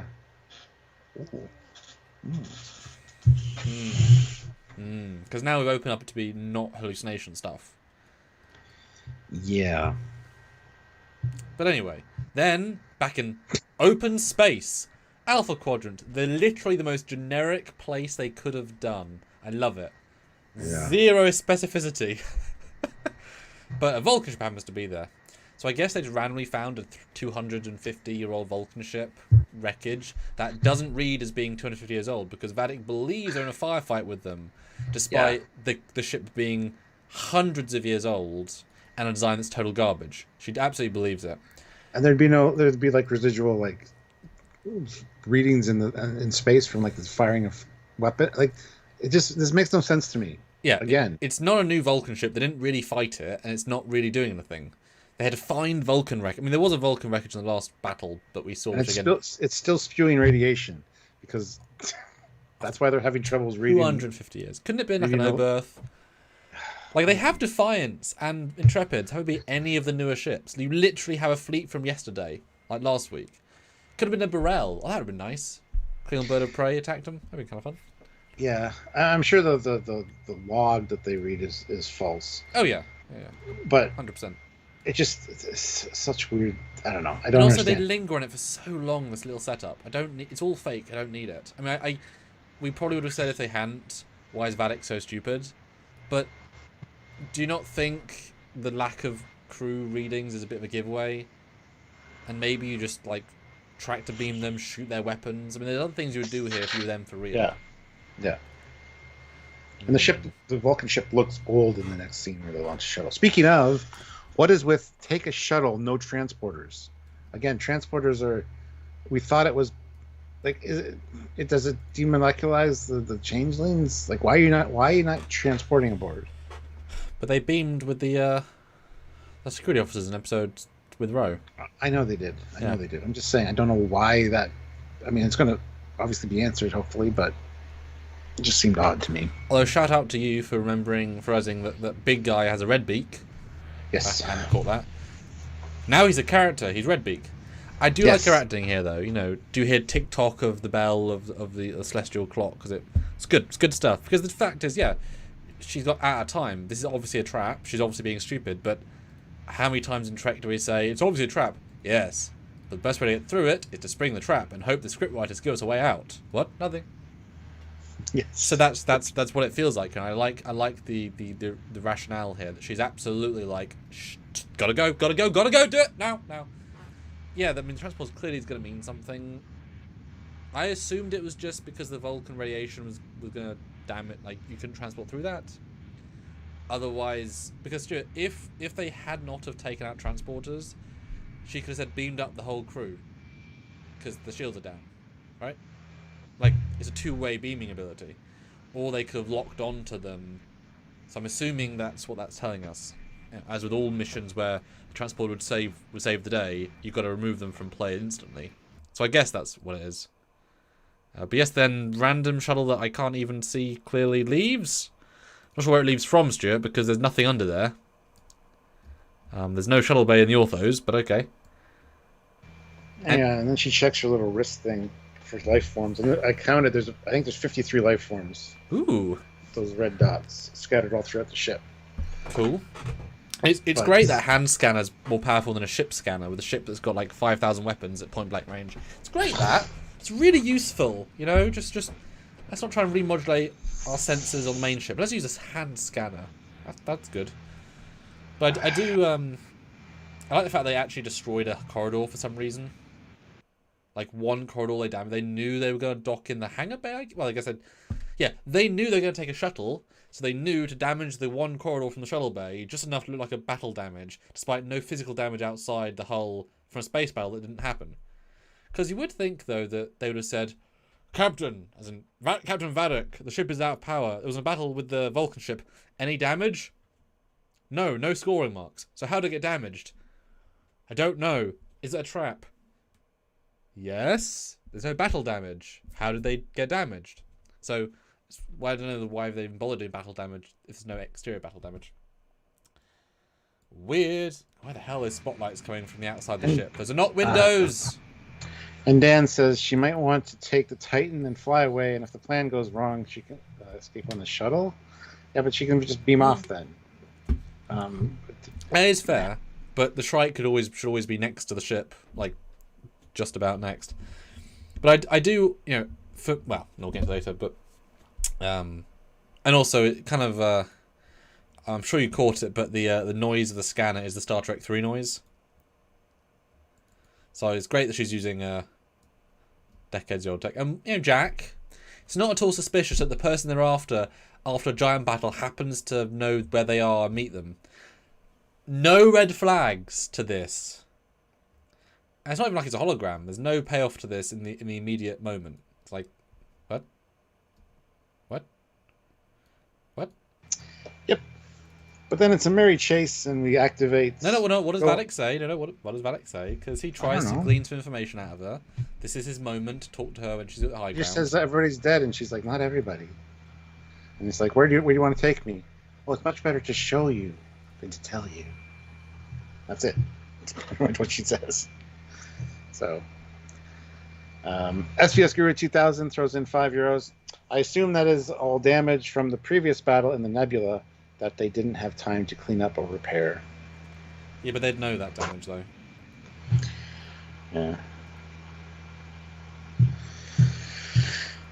Anyway, yes, then we get Alpha, Bravo, and Charlie activate force fields, catch everybody, including Vadok. And I really love Shaw's reaction to that. It's like, holy shit, we got her! It's like, yes, good. Perfect. Yes. And do count how many people she has, because she brought no one else. That's the entire force, so let's count. And then they can't use transporters. So if she brought 6 people, and 3 get shot and killed, and she has 9 people at the end. Can't use transporters. She just said not to. But don't write it in if you're going to beam them over later.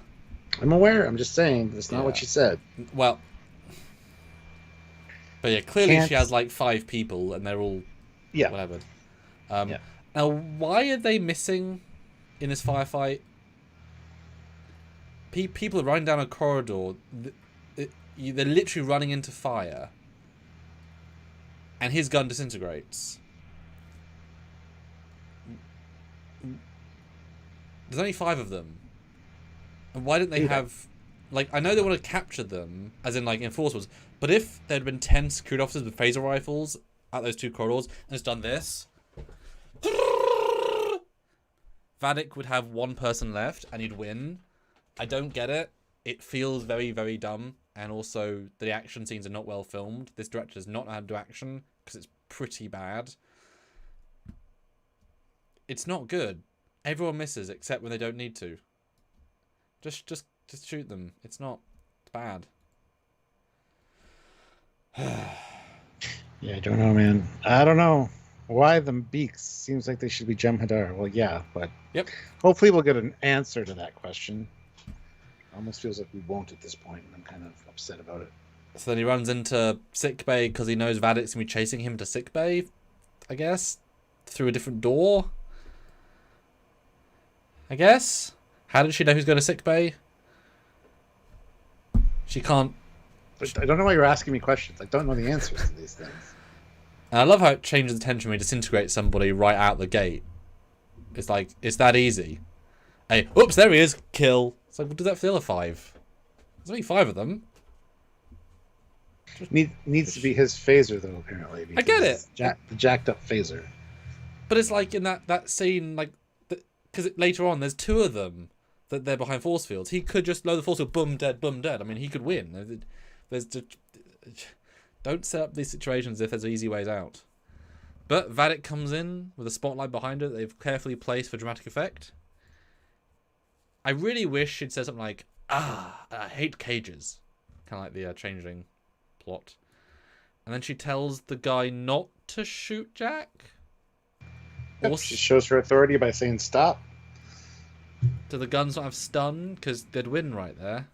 He could have stunned him and then shot the ceiling, destroyed the force field emitters and won. I mean, they're really dumb people this week. And somehow he also misses the big guy, despite him being like 8 foot tall. This is apparently sickbay affects people's aiming abilities, as we find later. It's like he's only 4 feet away, 5 feet away. It's a pretty small, or like maybe 10 foot away. I don't get why he's missing. And also, phasers of auto aim. Like if you had a phaser, he could disintegrate. It's really not. I don't know what to tell you, dude. I don't know what to tell you. It bothers me too.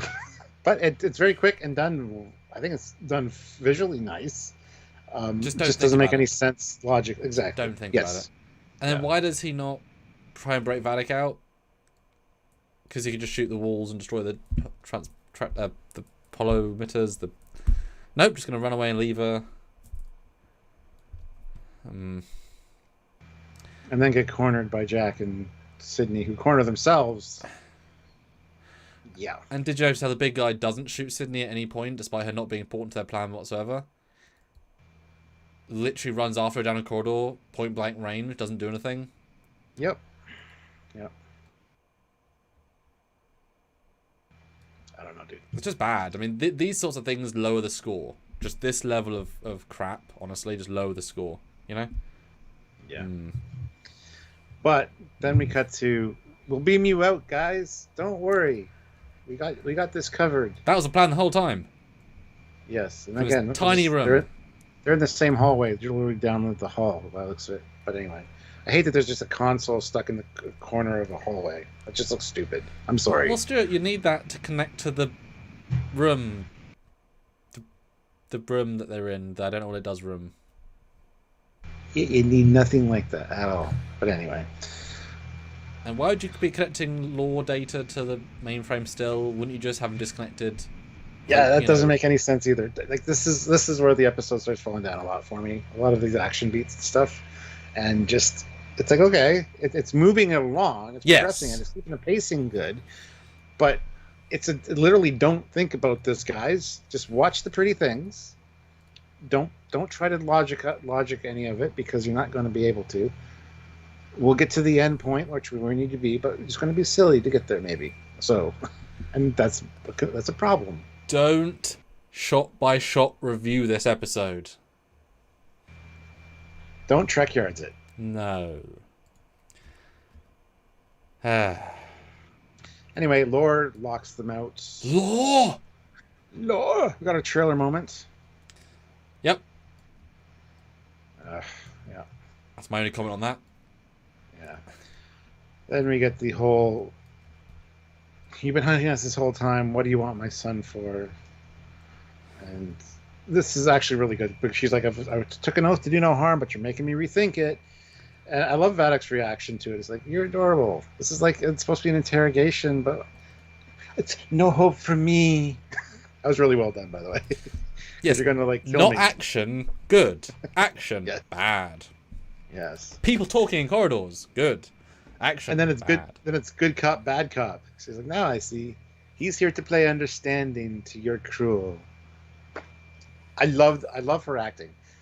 As a villain, she's like nailing it. She's really good. So, And especially as you understand her by the end of it, so you know that But anyway. she's not doing it in a villainous way, in the way that it's not for the sake of it. Although the only thing I'll say here is that they say later on, and we'll get there, but I'll throw it in here as well. Why is she so calm? She has a plan. Okay, clearly, what's the plan? It's not Law. She doesn't know that's happening. She doesn't even know who's on the ship. What's her plan? That one big guard is going to break her out? That she'll be calm? No. She feels like she has a plan here, but she hasn't got the plan that we know. It's very strange. and that's the thing that you reminded me of earlier that you should make a note of, because later, they're fucking standing 10 feet from her, talking about her, where she can obviously overhear them. Even her face is like... Unless it was part of the plan that she overhear. But I've always thought that's such a stupid thing, and it happens all the time. It's such a trope in shows. You're having a conversation in the same room. No, just step outside so she can't hear you. can't hear me. It's fine. Aircon. It's fine. Yeah, I'm far yeah, away from the camera. Exactly. But luckily, there's a micro still on me. But he can't hear me. It's fine. He's too handsome for YouTube. It's crazy. I know. Go ahead and hear plan. Oh, yeah, I didn't hear anything. All right, let's see. The Dark Lord Revan throws in $5. Says, calling it now. Laura is working for whoever the real big bad is. Oh, No. it's just silly. It's not been set up that way at all. I don't buy that. It could have been during the break-in that they maybe infected him with something, but I think that's silly. No, it's just there's no connection there directly. I wouldn't buy it. And 244 people here, which is amazing, guys. Make sure you're all subscribed. Thank you for watching, first of all. We're coming up in we're getting there. We're getting there. This has been a good conversation, but hit that like button. We had 181 likes. We hit the 180 I wanted, but let's get to 200 now. Go. And Rubber Toes an odd comment. He says, "Come on, man. Why does everyone else manage to talk about the episodes? Talk about spoilers. You're getting caught up in the we knew stuff. This is a spoiler review, so we're spoiler reviewing it for you all. It's gonna be spoilers." Yes. SVS Guru 2000 throws in €2. I think they wanted her to hear him. Yes, I think so too, because otherwise that's just the stupidest goddamn thing you could do. But well, we're not at that part quite yet. But anyway, this is where Picard comes in and says, "We think we know the plan with my body. Frontier Day, right? Please confirm your plan." Where you'll use my body and Jack's blood to make a near-perfect double of me." Right? And then... Right? Yes? We're right? She's like, Yeah. We also know about your evolved psychology. It's like, okay, well, and what about your son? Blah blah blah. What do you want with Jack? And way to go, Beverly. Totally bluffed that. What do you know? Totally bluffed that, didn't you, Bev? You might be able to get it out of her, but you really didn't do that well, did you? Yes. Yes, we know all about that. Just to confirm, though, it's this, right? No. What about this? No. Been kind of funny. Yeah. And then she's, what if you want with Jack? He's not for me. And then the whole, we could bond over that, since he was never really for you either. It's like, ooh, there you go. That's good. Then we're getting down to the nitty gritty. Yeah, and this stuff certainly, three good actors in a good scene with bad lighting, but it makes sense. Talking. And, Picard is trying to be honest. He's trying to be, we know about the virus. We're sorry. It's like, shut up. The virus was worse. You basically genocide. We were early in the war, and you went straight to genocide. And it's like, I mean, you were threatening to kill everybody in our quadrant, so, I don't necessarily feel too bad for her because, the Dominion were. Do you remember that the Dominion were literally, like the Empire in Star Wars, they were subjugating a large chunk of a quadrant of the galaxy. It's not as if started a war. You've been butchering and hurting people. The Jem'Hadar stories of them coming in and massacring a planet. Like, these are commonplace. Even if it was a functioning society as well, they were brutal. So, yes, you come, genocide not great. I mean, it wasn't us, it was Section 31 anyway. But it's like, you guys were really mean. So, kill you all? But I like the perspective shift of, it was Odo, it wasn't you guys. And yes, Starfleet voted not to give us the cure. So, but I can understand the vengeance factor. And it's you guys that taught me to hold my form, pass every test. Mm-hmm. The next big reveal. And then you get the flashbacks of all the torture that happens. Yes. With the very, very monistic stuff, yes. You put me through more than anybody should be ever have been allowed to go through. Mm-hmm. We got more on that in a minute because I cut away from it. But yeah. But it's good. I mean, we wanted a backstory, and it isn't Splinter Group that made their own things. Like, oh no, these were, we caused our own villain again. Yeah. It kind of shows the never-ending cycle of war. You attack us, they attack you. We do a secret thing to kill you. You then come back and revenge us. I mean, it's constant. You wonder why there's less wars. Yeah. Because is it this part they say it's amazing? She says it's ridiculous that sentient beings can be so oblivious to harm to each other. No, not this part. Okay, well, you'll read that later, but that was a fun comment. Yeah. Because then we cut to Lore taking everything over, and Dad, we don't have a lot of time. Why is he doing this? Chaos. He loves chaos. So this, obviously, this first it bugged me because I know the music and the intercutting, but as far as Sydney's concerned, she's in a corridor entirely safe, with force fields they cannot break. Yeah. With guns, but they're hitting them. And but if you just took out the edit and just cut back to them throughout the scene, she's like, "Dad, hurry! Hurry, we're running out of time!" And Jack's thinking, "Are you alright, love? You're yelling. Like, they're doing... Like, we're fine. We're fine. We're good." It's a really weird framing because they can't get through them. And it's not even because he's strong. Like, hitting them does nothing. Well, there's very much a Phantom Menace vibe, between a force field they're, like, stalking. Don't know why they aren't shooting the walls or doing some sort of plan. It might take only a couple of minutes the entire scene, but...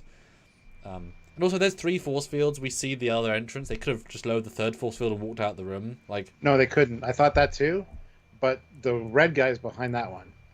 Because it leads right to the turbo lift. No, but there's a 3rd entrance. But the camera is another entrance though. Like, yeah, and that's the one where the red guy is. But I see I see them. This shot, you see the red guy. But there's 3 guys though. Oh, there's 3 guys. I thought the same thing the first time, and it's really piss poor. It's like a blink and you'll miss it shot. Oh, where they are literally trapped. Because I thought the same thing. Just drop the one force field and walk away. Yeah. Wow, that's terrible editing. Yep, it is. It's very. Where's the 3rd guy go then? Because they only fight 2. Pay attention. He might be there. We'll see. Well, no, he can't be because there's a punch up and then they shoot them. There isn't a 3rd guy. The fight. Never Let's pay attention and see because they are blocked legitimately on 3 sides. That's weird. Yeah, it is. Because I thought the same thing the first time, second time, third time. I'm like, okay, now I see it. Right. Yeah. Speaking of though, it's the same damn corridor for all 3 of these scenes. The first run scene, same corridor. Second scene they're in, and Geordie, it's the same exact set. So it feels bad. It's the same. It's the same exact walkway they're coming from in 3 points. Yep. Like this 2 shot is. It's like the same damn place. Or at least it feels exactly the same, which is not good for the art design. Yeah. Oh no! Wait, behind Sydney, there's no guard. When they cut to Sydney, there's no one behind her, and also there's a walkway out. Yep. So they could just go that way.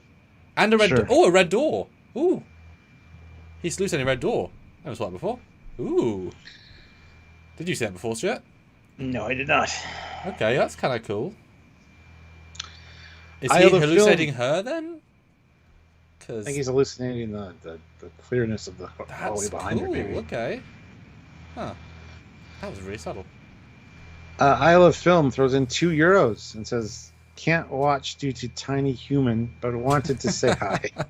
Well, hello. Thank you very much for the super chat and the like. Hopefully you leave a like. We're 3 away from 200 likes, so hit that like button. Help us out. And Star Rec, condescending Starch. comment. Sam complaining about using the same corridor like you never watched TNG. But it never feels like you cut from one exact corridor to the exact same corridor. Yep. Because they try and make totally it agree look with and you feel on that. different. Totally agree with you on that. Have you seen TNG? Have you seen Voyager? They do a better job at making them feel slightly different. It's just a hard edit between a wide and a wide with them feeling the same angle. It feels the same.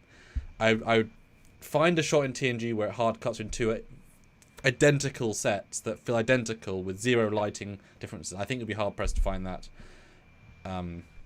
Yeah. It's a silly comment. But Red Door's awesome though. That's really subtle. Anyway, then we get Vadek's backstory that her, Daystrom Station was her home during the war. Yes, during the war. Her and with 9 of her brothers and sisters. Yes. Kept on shelves. Project Proteus is what it was called. Proteus. I like she has to remember it. She's like, Project Proteus. And yes, the squealing of wheels down a hall, the squeaking of boots on concrete. I mean, we know that all Federation stations are half made of concrete. That's absolutely. Yeah, it's always been a thing. And of course, she will know what concrete is because the Great Link is filled with concrete. And all warp cable species, all warp cable races she attacks use concrete in their ships. Why do you know what concrete is? It's such an old school. Anyway. Cosmo says, "Guess we won't see Terry here anymore." Why not? I mean, you should be able to take criticism. Yeah, we complimented last week. We only judge them as they come. That's, Yeah. Sometimes episodes don't come together like you hoped. That happens all the time. But yes, Stuart, I didn't even notice it, but yes, there is the classic goo. That's awesome. Yeah. Yep. And even when it's brittle and she's snapping it apart, it's still the right color. It looks like amber. Yeah. As it should do, of course. But I did think it's a good scene. This scene's a good scene. It's a dark scene. I every time I watch it, I'm begging for a moment when somebody in First Contact uniform walks in to her office, as in the late science lady, and says something to her, like, "Doctor, have we something to kind of connect the eras," because it's so abstract. It's so unbelievably abstract that if you miss the during the war bit, you won't know. And even with that note, it was her home during the war. Do you really think Vadek escaped during the war? Didn't go back to the Great Link? She's not been fighting humans for 30 years, right? Clearly. So I don't understand when she escaped, how she's, that could have been any year, any point, it could have been 6 months ago. Yeah. Home during the war is a very vague thing, and that there's, because the war was only 3 years. They're in Cold War for multiple years, but that was not a war. Dominion would certainly not consider that. So it's like a 3-year war. And of course, how did they capture 9 changelings or 10 changelings when 1 changeling was said to be enough to conquer the Federation? We've talked about this. It seems like they might have broke one up into smaller pieces, because even the vials are it's not a lot of goo, So we'll see.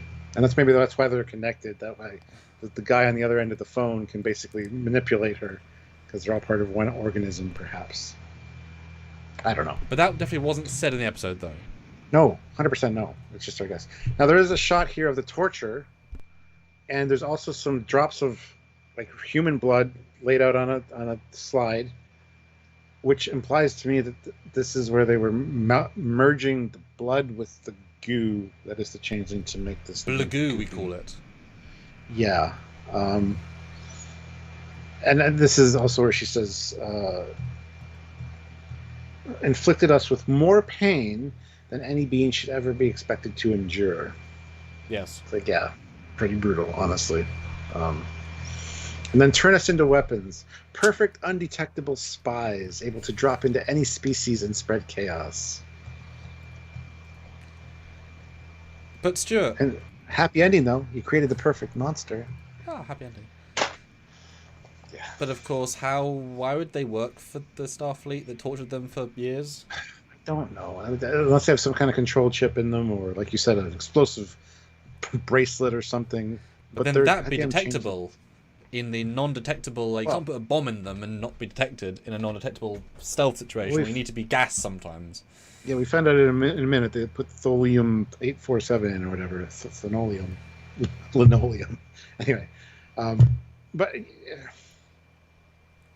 I don't know. I don't know what the purpose was of this whole thing.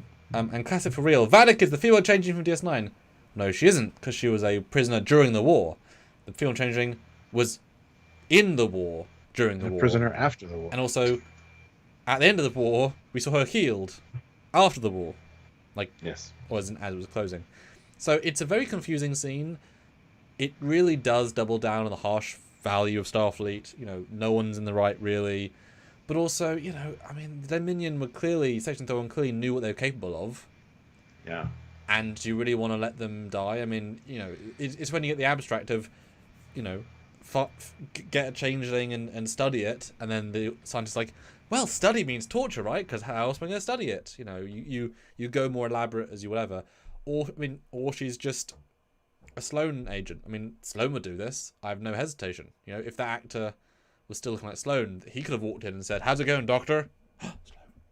That could have been a great moment as well. Classic Faria says, still not proof. Yes, we understand that you think it's the female changeling. You made this point quite clear on multiple lives. It literally he says can't it's not, be. So he doesn't think it is. So let's just move on. But we saw her in season 7. By the end of the season. We saw her in season 7. She was on Cardassia Prime. Odo healed her. She can't have been a prisoner. He doesn't understand. It's fine. He's been making this assertion for a few lives now. Let's just have him go with it. We'll see where it goes. That's strange. But yeah, I really want more context. How the hell did they capture 9? I guess Section 31 is just that much of a boss. But if Section 31 can just capture 10 changelings, boy, the Dominion are more bitches than we thought. Because there's one changeling on Cardassia, the female changeling, 1. There was 4 on Earth. 10 is more than we saw in the entire run of DS9, and they captured 10? Goodness. Yeah, crazy. Star Trek says, no matter how many times you dismiss a poll, it will keep repeating itself. Well, we've probably done with this poll anyway. So let's wrap it up. 257 votes. Are they really going to make the perfect Picard replica? Is that the plan? 75% of you think no. Yes. So yeah. There we go. And Star Trek, yeah, some are good, some are bad. This one's less so good. 252 viewers currently, which is awesome. 212 likes. Again, amazing. Let's ask for 8 more. Let's try to get to 220. We'll just edge this up a little bit. Although no members, so I'm going to play the fleet video and about members a minute and video. Yeah. All right, so here's the fleet video, guys. This is the ships of the Trekyards fleet. You can see all the names associated with those ships. Those are all members of the channel. You can be assigned a ship yourself. There are different ranks down below if you click the join button. And if you select captain, you automatically get a ship. If you select admiral, you automatically get a hero ship, which is really fun. The admiral is hero ship or station. So if you guys want to take part and be part of the fleet, see your name at the end of videos, and be part of the Trekyards community over on Discord, where we have the official Trekyards fleet, you can do so by clicking that join button and helping us out if you're able to. But the fleet is always great to see. Love seeing it expand. It's got quite big now, and we're hoping to add more crew members. We are kind of low on lieutenants and ensigns and commanders and whatnot, but people want their own ships, and that's fun. So if you're one of those ones that wants to be a captain, go for it. Click it. But yeah. So anyway, just consider joining the channel. We hit 221 likes, which is awesome. Let's go for 230 now. Another 9 more likes. I think that's very possible. Stuart, did you know we like ships? I think I heard that once. Yes. Yes. Right, I'm going to start a new poll. Go for it. Should have done it while the Fleet video was playing. But that's okay. Yeah, and keep super chatting in with your thoughts, ideas, comments, questions, concerns, theories. If you're classic for real and you want to be certain that the female changeling, I think he said he would super chat $100 or $75 if it wasn't or something a few lives ago. I think. I guess we both get to dinner then. Excellent. I think Fleet Paw took a screen cap of that or something, because classic for real is quite convinced. I guess I can treat Marie to dinner then soon. Maybe, sure. Maybe. Ozzy, though, throws in $2 and says, "Now I'm an admiral." Oh, fancy. And Sideshow Kaz stuff throws in £5. Thank you. They were baby changelings like Oda was. They just had been kept in storage before that, so they experimented on kids. There you go. That makes it even worse. Perfect. The problem with that is that she clearly knew things. As in, they knew all about the Dominion stuff. She might have learned it after, but I don't know, there seems like a context. She didn't just learn about the Dominion after the fact. But if they had said we found 9 or 10 of the 20 kids, that's actually horrific and great.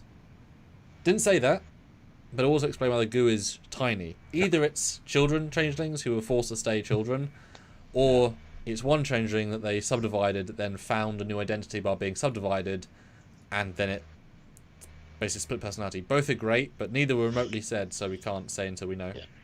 And Classic for Real says, I said I would super chat $50, and then I would super chat $100 if you can do a collab with Junk Ball Media. Okay, I remember that correctly, but there you go.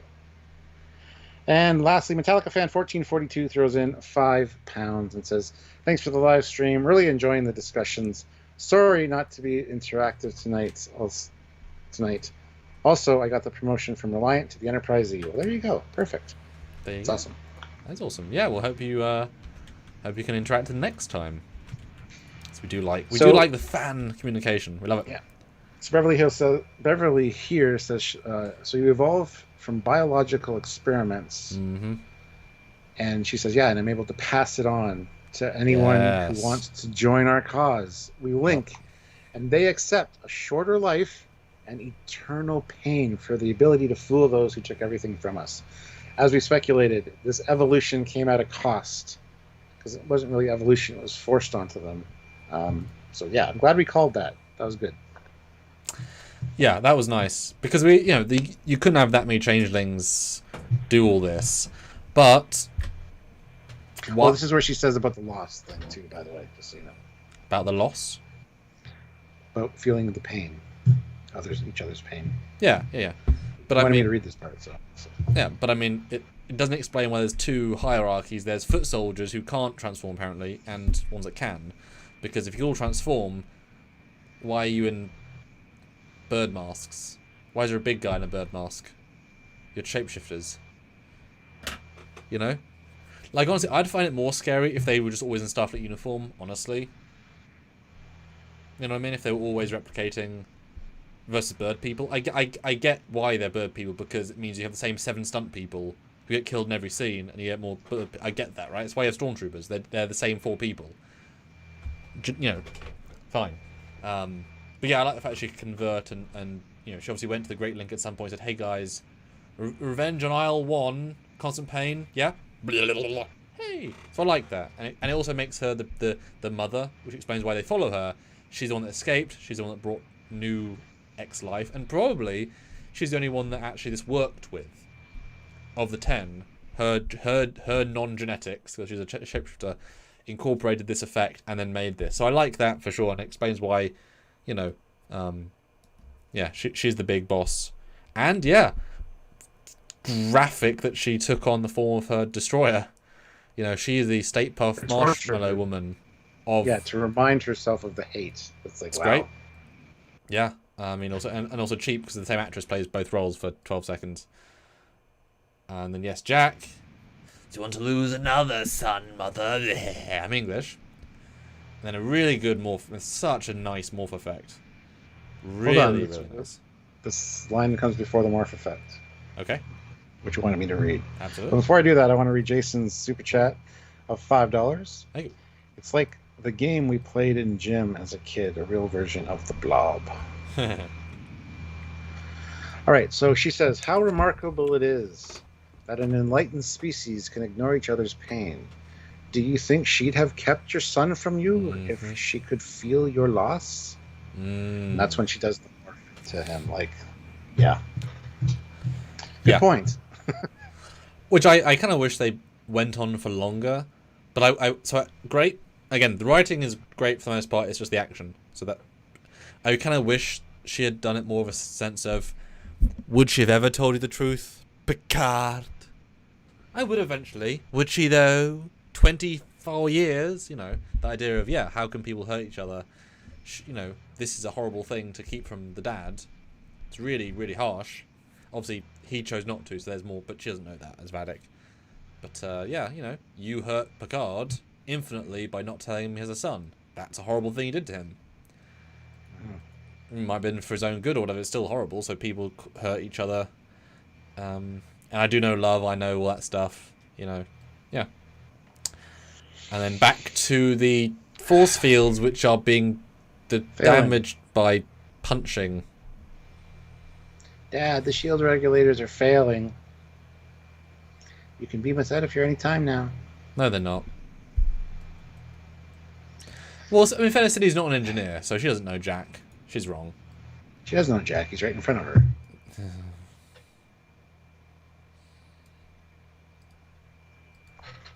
Thanks, man. I crushed that joke. Yeah. And also, you can see there's definitely a corridor behind her, but I don't see a person. I don't know, dude. I'm just telling you what I saw. Oh, yeah, I'm just saying, I'm looking now. I'm trying to find the person. But then cut to Begging Law. Now, this is where... Nope. Not yet. Nope. Yeah. No, now we get the conspiratorial scene where she can absolutely hear. Like, no question she hears them. Yeah. She's let us know everything that she wants us to let us know. Even the face is like, I can hear them, you know? Like, yeah. I can totally hear. Yeah, and this is the whole face of the torture to remind herself, blah, blah, blah. She's an executioner for her cause. And then they, like, we're going to basically kill her. Yeah. Which then cuts to Geordi and the Forge again. Or Geordi and Data again. Yes. I mean, obviously these scenes are summarizable because they're a bit back and forth. So, yes. In summary, she would kill her, yes, no, and then Geordi has a great heart-to-heart. Okay, there we go, summarize. Right, which one do the first? The ethics conversation? We'll do the conspiracy one. Let's overhear the conversation one. Yes. I love how Picard pulls a giant gun out of his pocket. No, he was just happy to see Beverly. It's not a gun in his pocket. Because these weapons are really big. He hasn't got a holster on. It doesn't fit in a pocket. I love he's like... Yeah, it's just such a terrible edit. It's in nature's pocket. Yeah. That's future. Yeah. Now, do you buy this? That Picard is very likely willing to murder a changeling. Which also means, for the record, the gun is set on murder, doesn't kill in the later scene. Just saying, because he would have said it to the thing he wanted to do it here. Like, well, I think he was trying to bluff her to think that he would kill her. So it's not set on kill. See, I didn't pick up that this is meant to be she hears us, Beverly, let's conspiratize. We're actually going to kill her, right? I thought Beverly was so pure with, I mean, greater good. Yeah. Because it's whole like... checking my moral compass thing. That was a good line. Because, you know, letting a villain live is going to kill more people. You know, is it good to let a villain live if they're going to kill everybody? It's like, well... You know, and obviously Vadik did kill several people. You know, if they had killed Vadik here, she wouldn't have killed the two officers in the corridor or the one guy on the bridge. 3 people died because they didn't kill Vadik. So Beverly's responsible for 3 deaths, her and Picard. Their families will never see their people because they didn't shoot her in the head. I mean, 3 for 1, at the very least. I mean, that's a bad number. You know? Yeah, I don't think for a second that Picard would have actually done that. I think it was just all this. This is all part of the plan. Whether Beverly knows about the plan or not. I think it's all part of the plan. See, I think he would because it's his son now. All bets are off. Because how many times have they fired a photon torpedo that's destroyed a ship? Like, that's murdering the crew. They have murdered people point blank on ships all the time, right? Every time they fire a torpedo and kill a ship, they're killing people to save for something else. And we didn't, you know, we didn't necessarily worry about Kirk hitting Krug into lava, murdered him. Different situations a bit, but this woman is going to, you know, murdering a villain. I mean, Kirk fired a torpedo at Chang, killed him. Do we don't say, you killed Chang? You could have not killed him, you know. Like, heroes kill, like, to save others, etc. You know, it's his son. I kind of like if he's being pushed in a way that he's never been pushed before. So I'm not sure what to believe in that. There you go. Yeah. Well, that's it for that scene until she escapes. So we'll talk about that when that happens. Going back to the Data and Laura scene, or the Data. Oh my God, the Data and Geordi scene. You mean the LeVar Oscar scene? There you go. This is like, you made me a better father, a better friend, a better blah blah blah. Appealing to my brother's memories of friendship, very powerful. Mm-hmm. I love that it's kind of like affecting him, but it's trying to show it's not. Yeah. Then talks about his children and survival. You know, it's human nature, pal. I love that he calls him pal. It's very very lore-like. Mm-hmm. But then, yeah, allow me to level the playing field, because the enemy of my enemy is, and that's when he drops all the force fields. Yes. I wish they'd had the cocky team until the force field was lowered, because this works. Except. Yep, lower the force field. Probably should have shot him. And then miss. Oh, they actually do hit her. Oh. Yeah, they actually hit her a few times with the phasers. But mostly miss.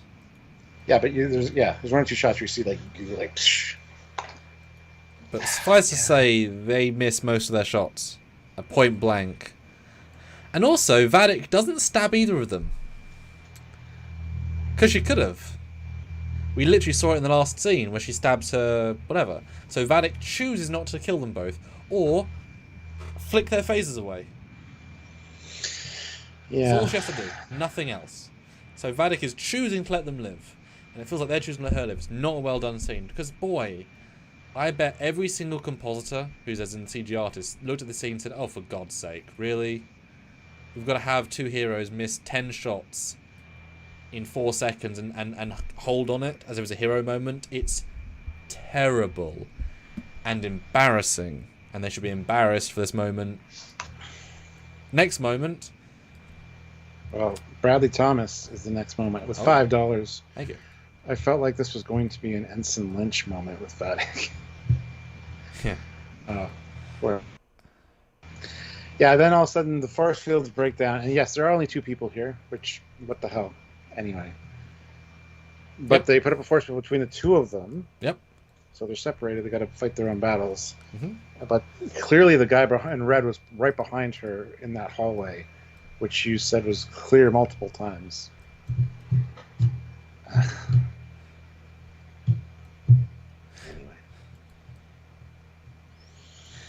Anyway, they get thrown around. Is this a different corridor entirely? Jack wipes. I don't know. Jack disintegrates one. And I really love the bad guy here taking her head and like shoving it into the force field. I'm like, that's brutal. We haven't seen that shit before. Yep. Real hard to do as well. Yeah. I don't know if I can just kill her because she's nothing to the plan, but Jack hears her saying, "Jack, what should I do?" In her head. Help me, Jackie One Kenobi. You're my only hope. Yep. He's like, roll, duck, weave. It's like, oh, good God. Anyway, then Geordi pleads to Data. Please, My daughter. It's all happening intercut with all this. So anyway, I'm trying to work out if there's a 3-way corridor or 2-way corridor that they're fighting in. I don't know what it's supposed to be anymore. Because they keep shooting from one angle, but regardless, no, there's clearly 3 because they Jack is. It's just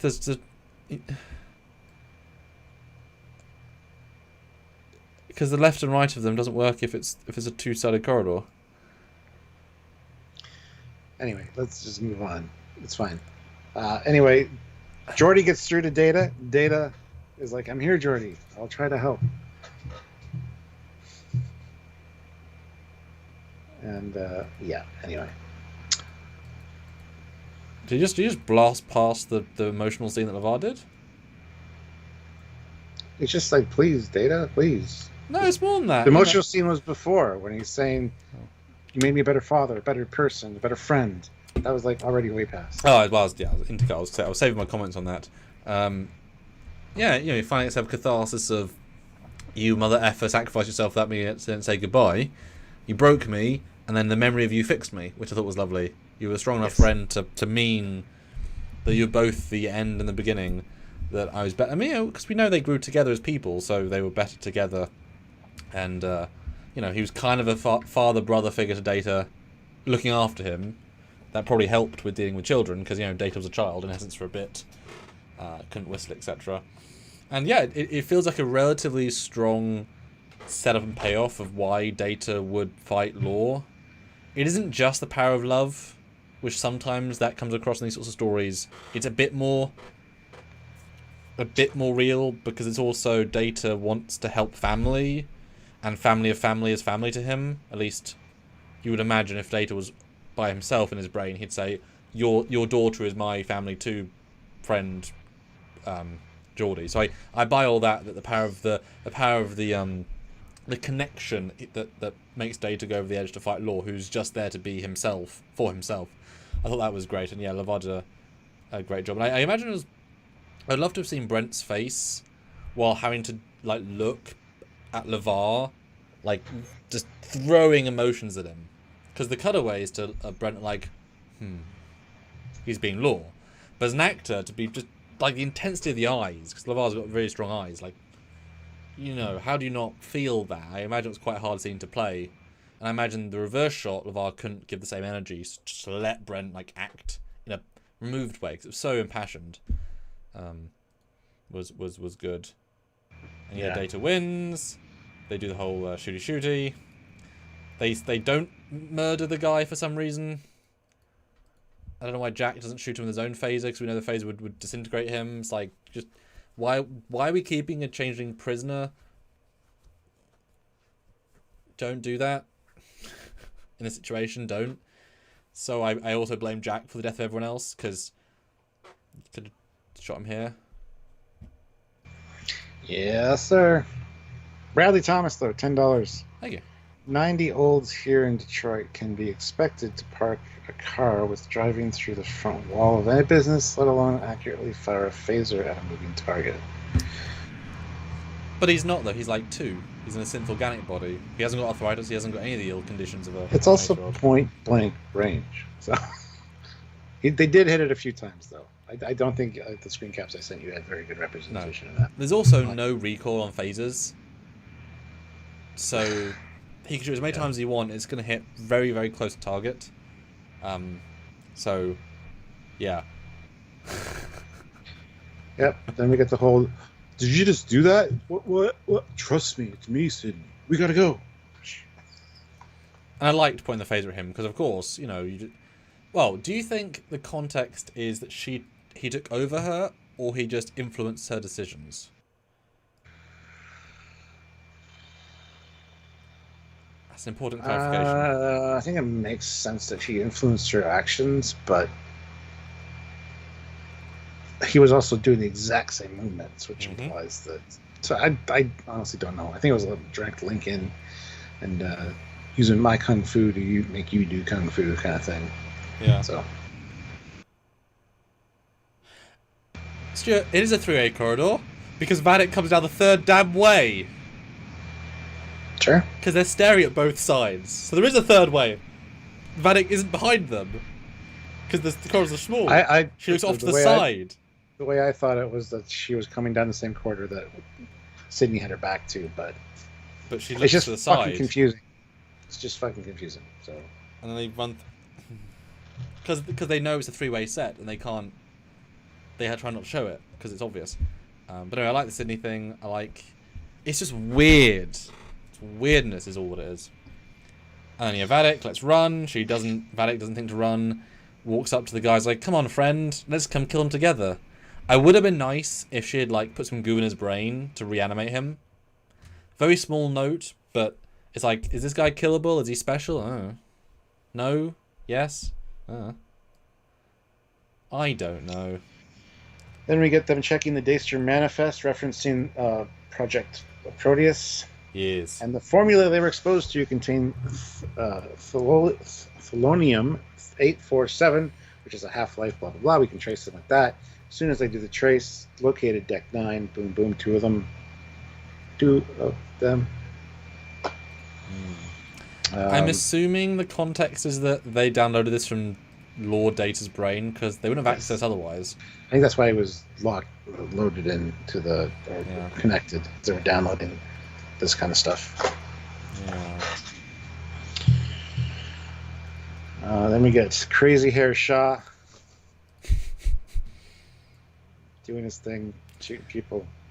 Well, as someone else pointed out, why isn't he on the bridge being bridgeman? The captain does not do this. The captain does, especially engineer captain, who has not got the tactical experience. Why is he leading the attack group? He was on the bridge when the force fields went down, because it's we're losing force fields across the ship. And he was on the bridge at that moment. So maybe that's somebody to grab the phaser and say, I'm going to go help. I don't know. Again, this is part of a plan. So. I don't know. Yeah, it was a plan to kill the two side people? I mean, Jesus the failures, Christ. everything is... Yeah, exactly. I don't know why they've got phaser rifles. They suck at these people in. This is the phaser rifle time. You don't... Yeah. And then also the guys hiding Vatic... Why is Vatic... Vadic's the exact same power level as this big guy. They're changelings. She doesn't need to hide behind him just because he's a big physicality. They're changelings. It doesn't matter. And she shouldn't be cowering. She's a changeling. She can turn to dust. And also the guy gets hit in the head. Doesn't kill him. Despite Jack killing one the exact same way with the same phaser earlier. Kyrian spores. Tenolium, whatever. 847. And Kyrian spores says 847-2? Yes. Oh, I've said that. I'm sure they all thought that when saying it. I bet you no one thought that when saying it. I mean, the writers... I doubt it. They had two Vok and 7. I mean, they're Trek fans. I very much doubt anybody remembers who the fuck Species 8472 is. Have you ever watched Shuttlepod podcast when they do trivia? Nobody has a goddamn clue about anything, and it's frustrating as hell. What, have they had the writers on before? No. That's what I mean. I'm saying the writers have... That's a hint that it's 8472. I still don't think so. It's Okay. just too obvious and too stupid to put in. Come on. Stuart, he controlled her with mind control and made her roll and shoot with a phaser. That's a Discovery writing trope to put the... It's no. I totally disagree with you. Okay, so please read out what the hell 7 says and the Peel and Bridge about the decks and the... I don't... Because this editing, this next 1 minute is appalling. It's so bad. I don't get it at all. Below the turbo lift deck 9. Lift deck 8. If they take the bridge, they're not taking the bridge. They're here, weapons ready. Then Shaw comes out all bloody. That's it. They're not taking the bridge. They're on the bridge. What is this? What is this scene? Joe Brown, though, throws in $5. Thank you. As soon as they're able to track them with sensors, why couldn't Picard and Beverly just beam the changelings somewhere? Good question. Because I guess transporters... We had an issue of transporters earlier in this episode. We can't use them, shouldn't use them, whatever. I don't know why. But you can beam changelings. They've done it already in the season. I'm well aware, but the writers are idiots and forgot apparently. Well, no. Yeah. Who knows? And also, yeah, they're only in sickbay. They're only in sickbay. Maybe they can't access the transporter from where they are. Well, I mean, Geordie can from room. But he's all teary-eyed. The Data is back. Geordie was trying to use transporters from just random engineer room. But I know, but he also had it up on the screen, so it's available for him. But he's all like, "Oh, Data, you're back." But I mean, why can't Picard just move the panel, like move the system down there? Is what I'm saying. Like random room can do it. Why can't they do it in sickbay? Is what I'm just saying. Yeah, and also if they can track the changings, why don't they know the 7 are now suddenly in the other room? The briefing room. Yeah. We'll get to that. Yeah, we'll get to that. I know, but they can track them now. Except they can't because they didn't. But they did. At the very least, you should say, we've still got 7 aboard, guys. Like, let them know you've got more than 2, because that really screws them here. The other stupid thing is Shaw falls out of the turbo lift. Yes. 7 turns her back on the turbo lift. Yes. Everyone else is still staring at the turbo lift, and 7. Nobody says anything about the 2 forming behind her. Which they could have shot in that time. Yes, exactly. And also, why would they do that as a plan? They're all going to turn their backs on us while we reform. That'll be the plan. It's like, I assumed they'd be Shaw. I assumed there'd be 2 Shaws coming out and make a whole thing of it. How is this a plan? Not him, you idiot. Not me, you idiot. Him. Yeah. And then all of a sudden, 7 come out of the briefing room, massacre some person, and then the scene sort of, oh, now they're in control. Why are they suddenly in control? What? Why did no one shoot back? Why has no one fought them? Why is the... 1, 2, 3, 4, 5. 5 of them come out of the briefing room, yeah. And they only had 5 disbelievers, I believe, plus the big guy, and they've already killed 3. I don't know where the ones in the briefing room came from. It's just, we need to occupy the bridge suddenly. It's like, I imagine they were the ones they held, they're the original party, who they held, who then escaped, and decided, let's now go to the bridge, but wait about 5 minutes, and then come all together through the one entrance at the back. I mean, Valak probably talked to them in the turbo lift, but like, they couldn't beam, which means they'd been in a turbo lift, all 5 of them, with elevator music. And Picard didn't say, they're also in the ready room! It's just... It's not a well-made scene. As if they ran out of footage and they just had to make something. And we had to get to this end point of her being in command of the Titan. Yeah. But she still needs the command codes transferred to her, by the way. Yeah, and also she says to 7, communications, but 7 doesn't move. I know. Open the channel, would you? Please? And then she just goes and does it herself. Yeah. It's like, it's fun if it's 7 saying no, but there's no edit. One thing that bothered me quite immensely was when she grabbed the back of the captain's chair, and she's got these 2 fingers that are gloved, which are gloved in the exact same material as the captain's chair. Almost like they were from the same props department. But it looked like that was part of the chair for a second. I'm like, that looks pretty cool. Wait a minute, that's not part of the chair. I also loved how she's wearing red like a command officer. So as soon as she sits down, it's like, oh, you're in command. I get it, red. I know it's not intentional, but I was like, oh, that's a cool command uniform. Now, once that crap scene just happened, I like this scene. The way she explains it, her acting here is fantastic. She owns the room. You know, I'm in command now. It's my ship. We're going to kill you all. You know, it's good stuff. I like it. And it's basically them, I think, telling us we don't have any confidence in our Shrike set because it's a very small room with nothing going for it. We're going to have our actors all come together so we can keep using the Titan sets. You say that, but there's still a scene coming up with Riker and Troy where they're having an argument on the Shrike. You haven't seen that yet. Yep. Because that was in one of the trailers, and we have not seen that yet. That'll be the next episode for sure. I guarantee that. But say 3 left, better be. Yeah. I mean, how many people left on her ship? Well, that's the thing. Does Riker take over the Shrike? Because there's not many changelings left. Yes. I mean, you can disintegrate them relatively easily, and we did see that their guns can disintegrate them. So all he has to do is grab any gun, and he can kill them happily. Yeah. And then she wins, and it's a good ending. I mean, talk about after a piss poor take over the ship moment. You know, you've got the rebels running into sickbay. You know, we're here, guys. They can't track us either, don't worry. Because otherwise it makes cat and mouse very easy. Which is, I'm in command. We're going to go cause some havoc. Let's... And take Jack to where he belongs. That's mentioned as well. Mm-hmm. But yeah, the way she closes out, I am Vadek, captain of the USS Titan. Yes. And Jack, my dear, if you can hear me, it's time you learned who you truly are.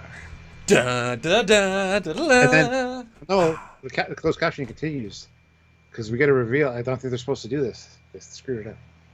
It's time you learned who you truly are.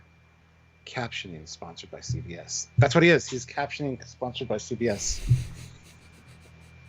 You have me so nervous that you're going to spoil me for a second. I was like... Never would have guessed. Well, the eye is in Lower Deck, so the eye is back. Oh my god, Terry made the villains of Season 3 CBS.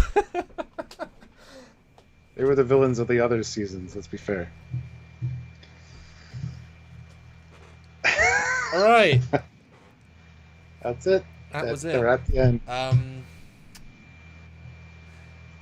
That was an event we just did, Stuart. I feel more mentally drained than I often do with these. I'll be honest. How do you guys feel after this? It was so good up to a point, and because of the action scenes, and they're interspersed with some really good acting from the Forge, and it's an odd creature. But as a whole, as it's flowing, it's like, all right, I'm going to ignore that because this other thing's happening now. Pacing's good. But also, it doesn't feel right, but it moves on. Like, you sense there's something wrong here, but it moves so fast to go scene to scene. Yeah. Well, Fist Rockbone throws in $2. Look at me. I'm the captain now. That was one of our thumbnails, where it has Vadek. One of our taglines was, I'm the captain now. I was going to use that last night on the first reaction, but instead I used Whistle a Little Tune. I thought it was a little bit more... Yeah. And, she's not really she's a changeling, right? She just says she's captain of the Shrike. She can just say she's captain of the Titan. They're a renegade ship. It's fine. Well, she still needs the command codes transferred over to her. Otherwise, she's just sitting there in a brick. Concrete. She's sitting on concrete, Stuart. Oh, Jesus Christ. Because did you know the chair's on concrete? People were justifying that on my live last night. They're like, well, maybe it's lined. Maybe it's... I can buy that the room that they're experimenting is lined with concrete, because concrete protects first from certain radiations. It's like, no, it's the future, my dudes. Use styrolite or something that was mentioned in TNG for that kind of stuff, not concrete. It's like saying, oh no, all new houses are still made of wood. It's like, no, they wouldn't. They just wouldn't. They just wouldn't. Unless it was a rich guy who wanted a wood house, but not like a standard house. Alright guys, now we really genuinely want to know your thoughts here. Your final scores out of 10 for this season and all of Picard, Stuart. I want to make sure we do that for this one, because that'll be interesting for context.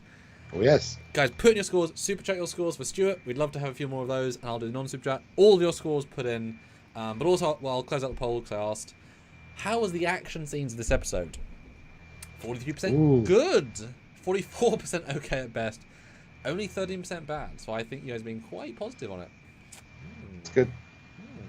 Yeah. Super chat in with your out of 10 score. I will read those after we're done.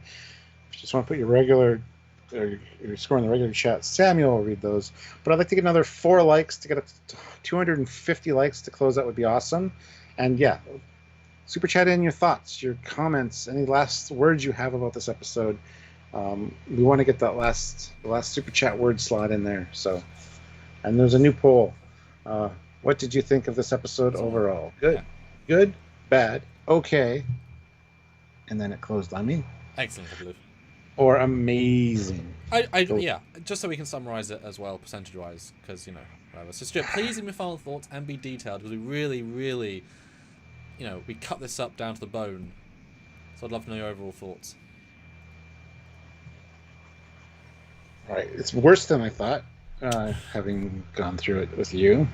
The action scenes, the three-way corridor, which I suspected was wrong twice, and then thought, no, it's right. There's 3 of them there, and then actually seeing that there's only 2. Oh my God. The reference to concrete is just atrocious. Made me first viewing, instantly think of the Kelvin verse. and the cinder block engineering of the USS Kelvin, which immediately bad vibes. Sorry.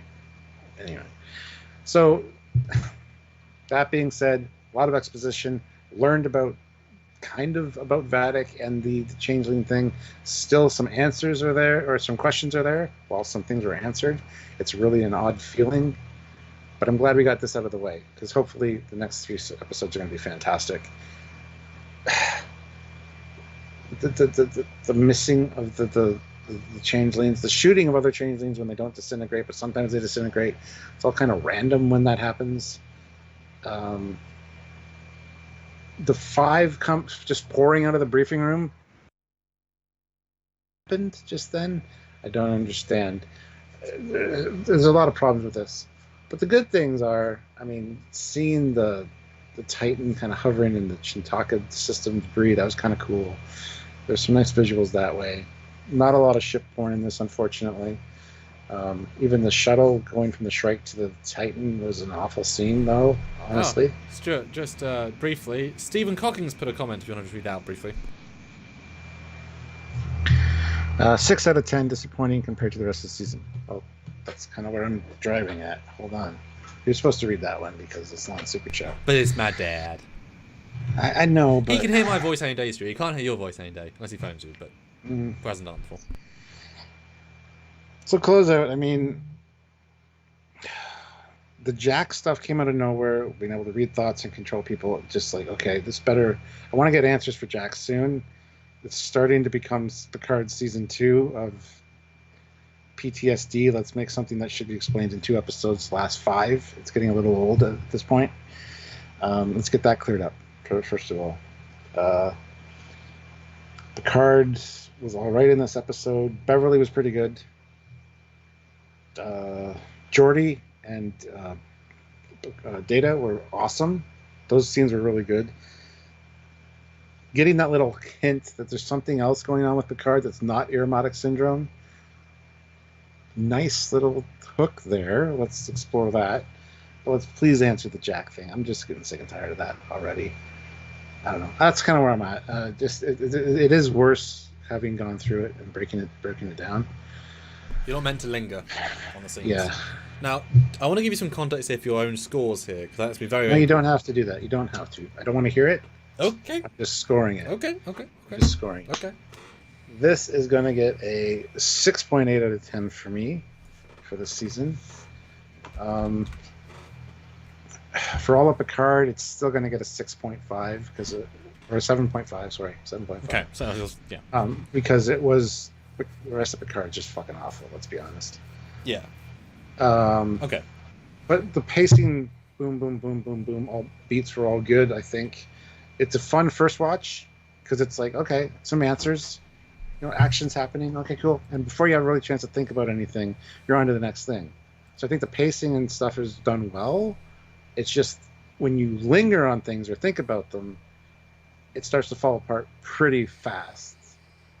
And yes, I think them taking over the ship is still part of the plan. We'll find that out next episode, but it just, a lot of things just didn't make any goddamn sense. So that's kind of where I'm at. You got my scores. How about you? And it feels sad to be so negative, but we've got to be fair. We've got to be honest, right? That's the only way of doing this stuff. This is the only one Terry's going to watch. He's not going to see all the praise we lumped on the other ones. The 11 episodes last week, if you include the review. The 12, if you include the clap. Yeah. Etc. And it's not even because we love ships, etc. Like, this is just... Yeah, okay, fine scores for you. So, yeah, for me, definitely worse on a long review. So, it's better second watch, but now I'm going back on that, having analysed it. Yeah.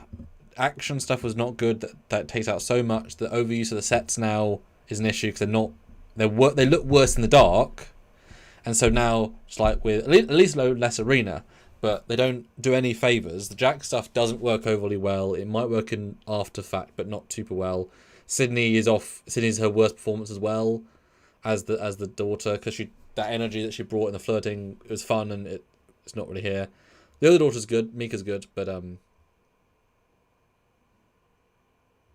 I was going to say something. All right. Yeah, I mean, LeVar, all the legacies are great, but of course they are. So they're all great and very, very solid. It's just those scenes could have been more.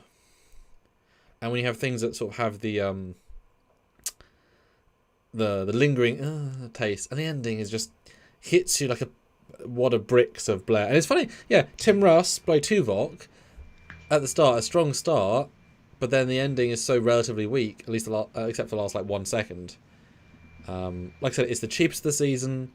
It's the least cohesive, and I'm sure it didn't take very long to film either, because it's a couple of people in a couple of rooms, almost no extras. So, like I said at the start, clearly they had to save as much money as possible for the next few episodes, so they cheaped out as far as they could, and it suffers. And a lack of Riker and Worf, and like Worf would have been fun. Like have Worf fight the big guy. That could have been a fun scene. Or have Worf and Raffi show up during the problems they were having with the force fields. Ooh, yeah. You mentioned lighting and just random spotlights, so I had to go grab one. Like I don't mind it. It's illogical. It's just to ignore it. Like just it doesn't make sense. Ignore it. Yeah. Yeah, a lot of it is bad directing choices, and the problem is when you come off a 9.8 last week, you feel it, right? You feel radical. So yeah, it's is your worst of the season. Your scores were thoroughly. Is it worst of the season? Yes, I think that's fair. Episode 1 had a lot of fun. Episode 2 had a lot of intrigue. Yep. This doesn't have either of those really. Even strong acting doesn't pull out. So it's the worst of the season for sure. Score wise, but like you said, but it looks good compared to season 1 and 2. That's the irony. It's terrible for this season, but it's great compared to season 1 and 2. So it's a funny old parallel, but we now expect an entirely different scale. So do I go on enjoyment or quality of TV? Because like, you know, yeah, I guess just summarize it, just give a score. I think for me, but then this season it's just poor. I mean, is it a 5 for this season?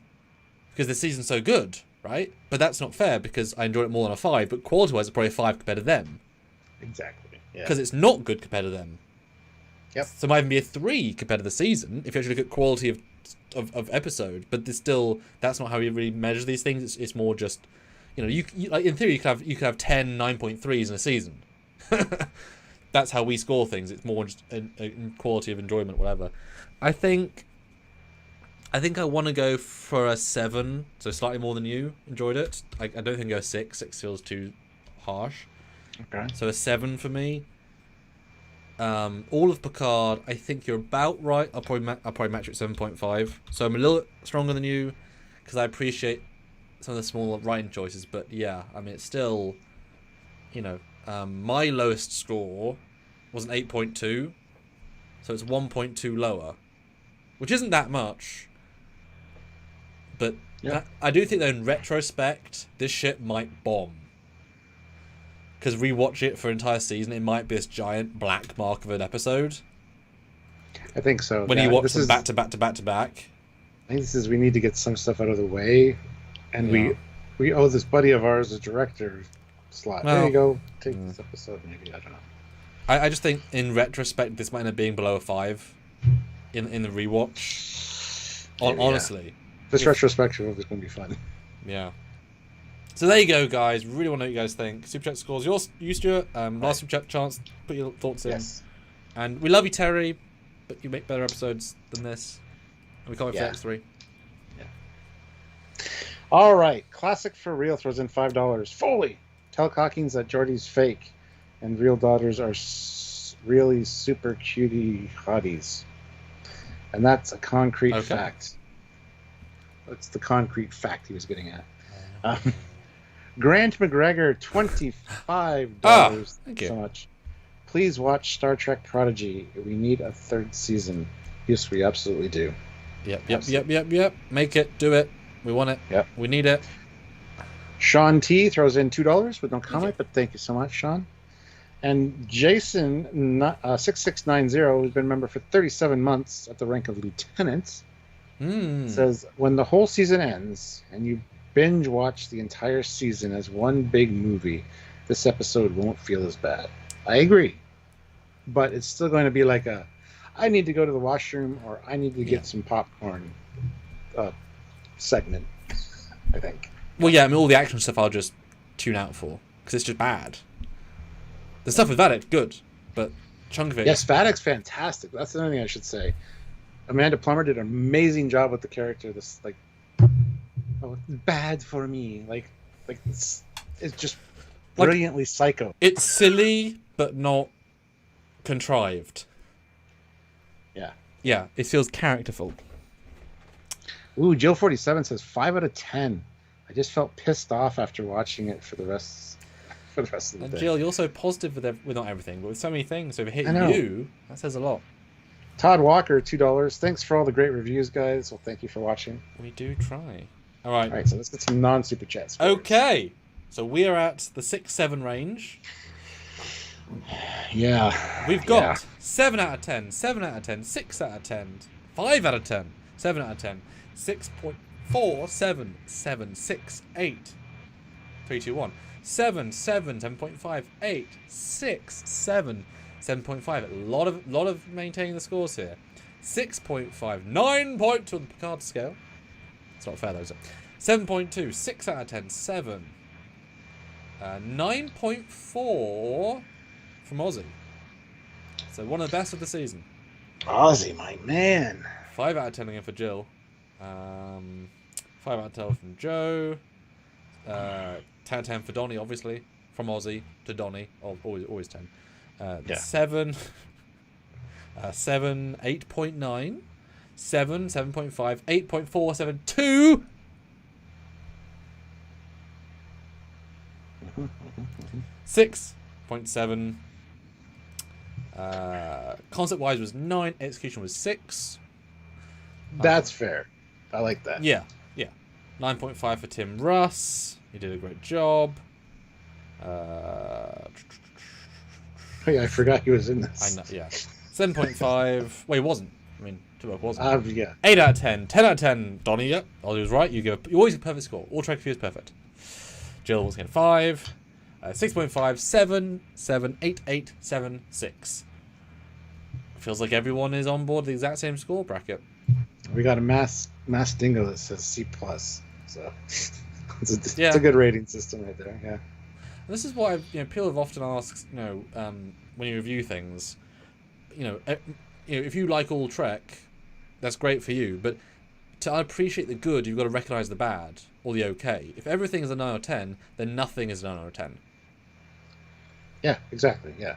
Oh, yes, Enterprise is the same as Code of Honor because all Trek is good. Well, then I can't judge what you're saying because one equals the other. Seeing Brent Spiner act badly and seeing him be gold shows what a good director and good writing can do for an actor. Well, Murloss made my heart sink. He said next episode has the same director. So, as long as it's dialogue stuff, I'll take it. And she did a good job with Vadek, and it's Vadek heavy.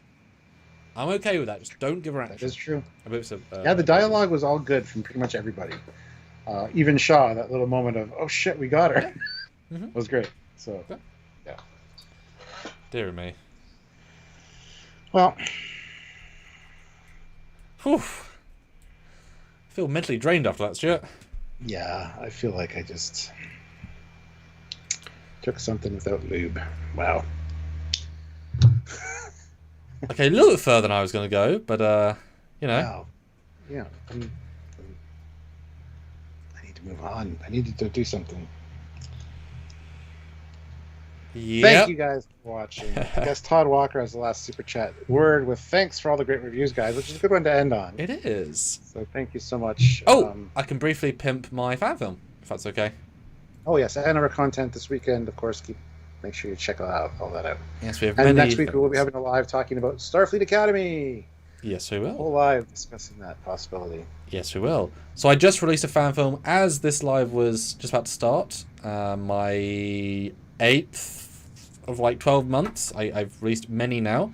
This is my first one with Marcus Churchill reprising as Harriman once again from the olden days. I'll just do this. He was in Temporal Anomaly is the lead, and he was also in some other films, but hasn't been in one for a while. That's a Trek character. Fallen Heroes is the story, and this is available on YouTube right now. Just search Fallen Heroes, and I'll put the link in the chat right now. It is the story of Generations, but more. It tells the tale of Star Trek Generations, or at least the events of the Lost Enterprise D, from the perspective of an ensign during those events.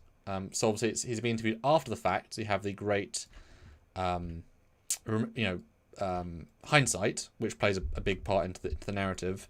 And when the main story obviously focuses on Kirk and Picard, this story keeps with the ship and people on the ship and what they were experiencing.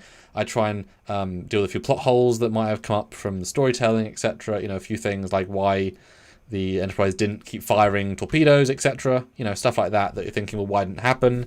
I think Marcus does a phenomenal job. It's 24 minutes. He just keeps going. A lot of direction there as well to kind of really get it. And it's really personal. It's a really, really intimate story. Not just that, but I recreated about 80% of the CG from the film. No, seriously. So when you get to the events of the film, you're going to recognize stuff and then more stuff because they mentioned stuff that they didn't show, so I just showed it. I'm really proud of it. It was a lot of hard work. There's like 57 space shots. It's huge in that regard. And it's the longest film since Temporal Anomaly, so go check it out. Fallen Heroes. Please put a comment down because if you comment on the video, it helps the algorithm and analytics to have people else see it. I meant it's to be watched, not just in the vacuum. So go do watch it. Stuart got an early release copy. If you'd like to give any sort of comments, I would appreciate your thoughts. I'd love to hear your thoughts. It's fantastic. I love seeing alternate things and things from alternate points of view. Those episodes of shows that are he said, she said, were slightly different versions. It's very great to see. Plus, as he said, recreating scenes and shots from Generations. Very welcomed and very surprised to see those. I thought they were really well done. And I thought that was fantastic to see like an alternate take or an alternate perspective of what was going on. It's brilliantly written as well. Oh, thank you. Yeah, I'm really impressed. So I don't impress easy. Yeah, well, you say your mind, don't you? Is there any one thing, even if it's a spoiler, that stands out to you, like one moment, one shot that you're like, that was super cool, like anything, even a spoiler? When they're at the Armagosa station observatory, and you got a shot where you pan between the cells, kind of, but and beside the neck, and it's got the same sun, it's got the same lighting. It's a new take on that kind of location. I thought that was really well done. Yeah, really enjoyed that. So, and I think even though it is long, I think it's fair to say you get engrossed in it because it's his performance is, like I say, fantastic and very compelling. And it's sad. I mean, this character, the Enterprise, was his home, and so you really feel. You really experience the movie again. I didn't know how I was going to play until I finished it. But the music ties in, and the I think it's a tremendous job, and he's a really, really good actor. I'm not even a Trek fan per se. He's seen the movie, but made him rewatch obviously for the performance. But really special. And it isn't just the movie again, right? There is genuinely new stuff gleaned. As I'm trying to kind of, fan film canon is whatever it is, but I try and fix a few things and explain a few things. And it does go after the destruction of the D as well. I'll say that. I don't want to spoil the ending, but there is stuff. That's another shot that I really liked. After that I really like. And it does also link in. I've written all this stuff close to each other, so there's things that set up other films and there's subtlety. And for example, he's come from the White Star seminars, which is where he was leaving in the last film he came out that was released with him, How's It Warp. So that was accidental, and now he goes into this film. There's another film that's before that, so it all kind of links together. So you will see White Star Station, I'll say that, which is really kind of cool. So yeah. Perfect. Perfect, yeah. Fallen Heroes. Out. Yeah. Like an hour and a half ago, 2 hours ago. Please watch it. Do it. Watch it. Do it now. Yeah. Brian O'Neill Singleton says, when are we going to see Foley in action again? What, as in besides Damon? What was your name? I don't know. Isn't Damon awesome? Damn, I'm awesome. Damon, awesome. Damon, not Foley. Yeah, Stuart did appear as Damon Arick. Yes, I did. Damon Arick. When am I gonna appear as Captain Foley? Well, you guys are gonna have to like maybe help us out with that. We might have to do a GoFundMe to get me to the UK where we can do some filming, or get Samuel over here. I'm not sure how it's gonna work out. Well, anyway, yeah, we need to do that. I'll have the villain lighting. I'm evil Captain Foley. Alyssa Jericho says, so there's a fan film explain the Kirk stuff. Well, no, I wrote it 8 months ago before Kirk came back, and also, this guy's not important enough to even know Kirk was there. Like he's dealing with the ship stuff. He's an engineer. He does not talk about Kirk at all. Actually, he doesn't mention Kirk at all after the fact. It's not that important. And ironically, yes, the 4K version of this movie just came out, so like not necessarily today, but like a day or two ago. So you can now go watch it in 4K, which I didn't have access to when I made this, which would have been quite helpful actually. See how much nicer it looks. Alrighty, guys. Alrighty then. This has been a slice, so thank you for joining us, and catch out our content this weekend and next week. We'll have some lives, we'll have some videos coming out. Yes. And make sure you subscribe, do all the things. Hit that like button if you haven't done so yet. Hit it now. If you're watching this after the fact, please consider giving us a super thanks. We'd appreciate that immensely. Let's close out this last poll. 153 votes. Yeah. What did you think of this episode overall? The winner is good at 45%. Okay at 44%. Wow. Bad at 4%. And amazing at 7%. Never seen that before, that ratio. That's weird, yeah. Wow. Just a good or okay. I mean, that actually kind of sums up our scores, honestly. Yeah. Yeah. So. Yeah. Nice. Anyway. All right. On that note, thank you so much for watching, guys. Until next time, he is Commander Cockins. He's Captain Foley. We'll see you soon. I'll see you in the future. Bye.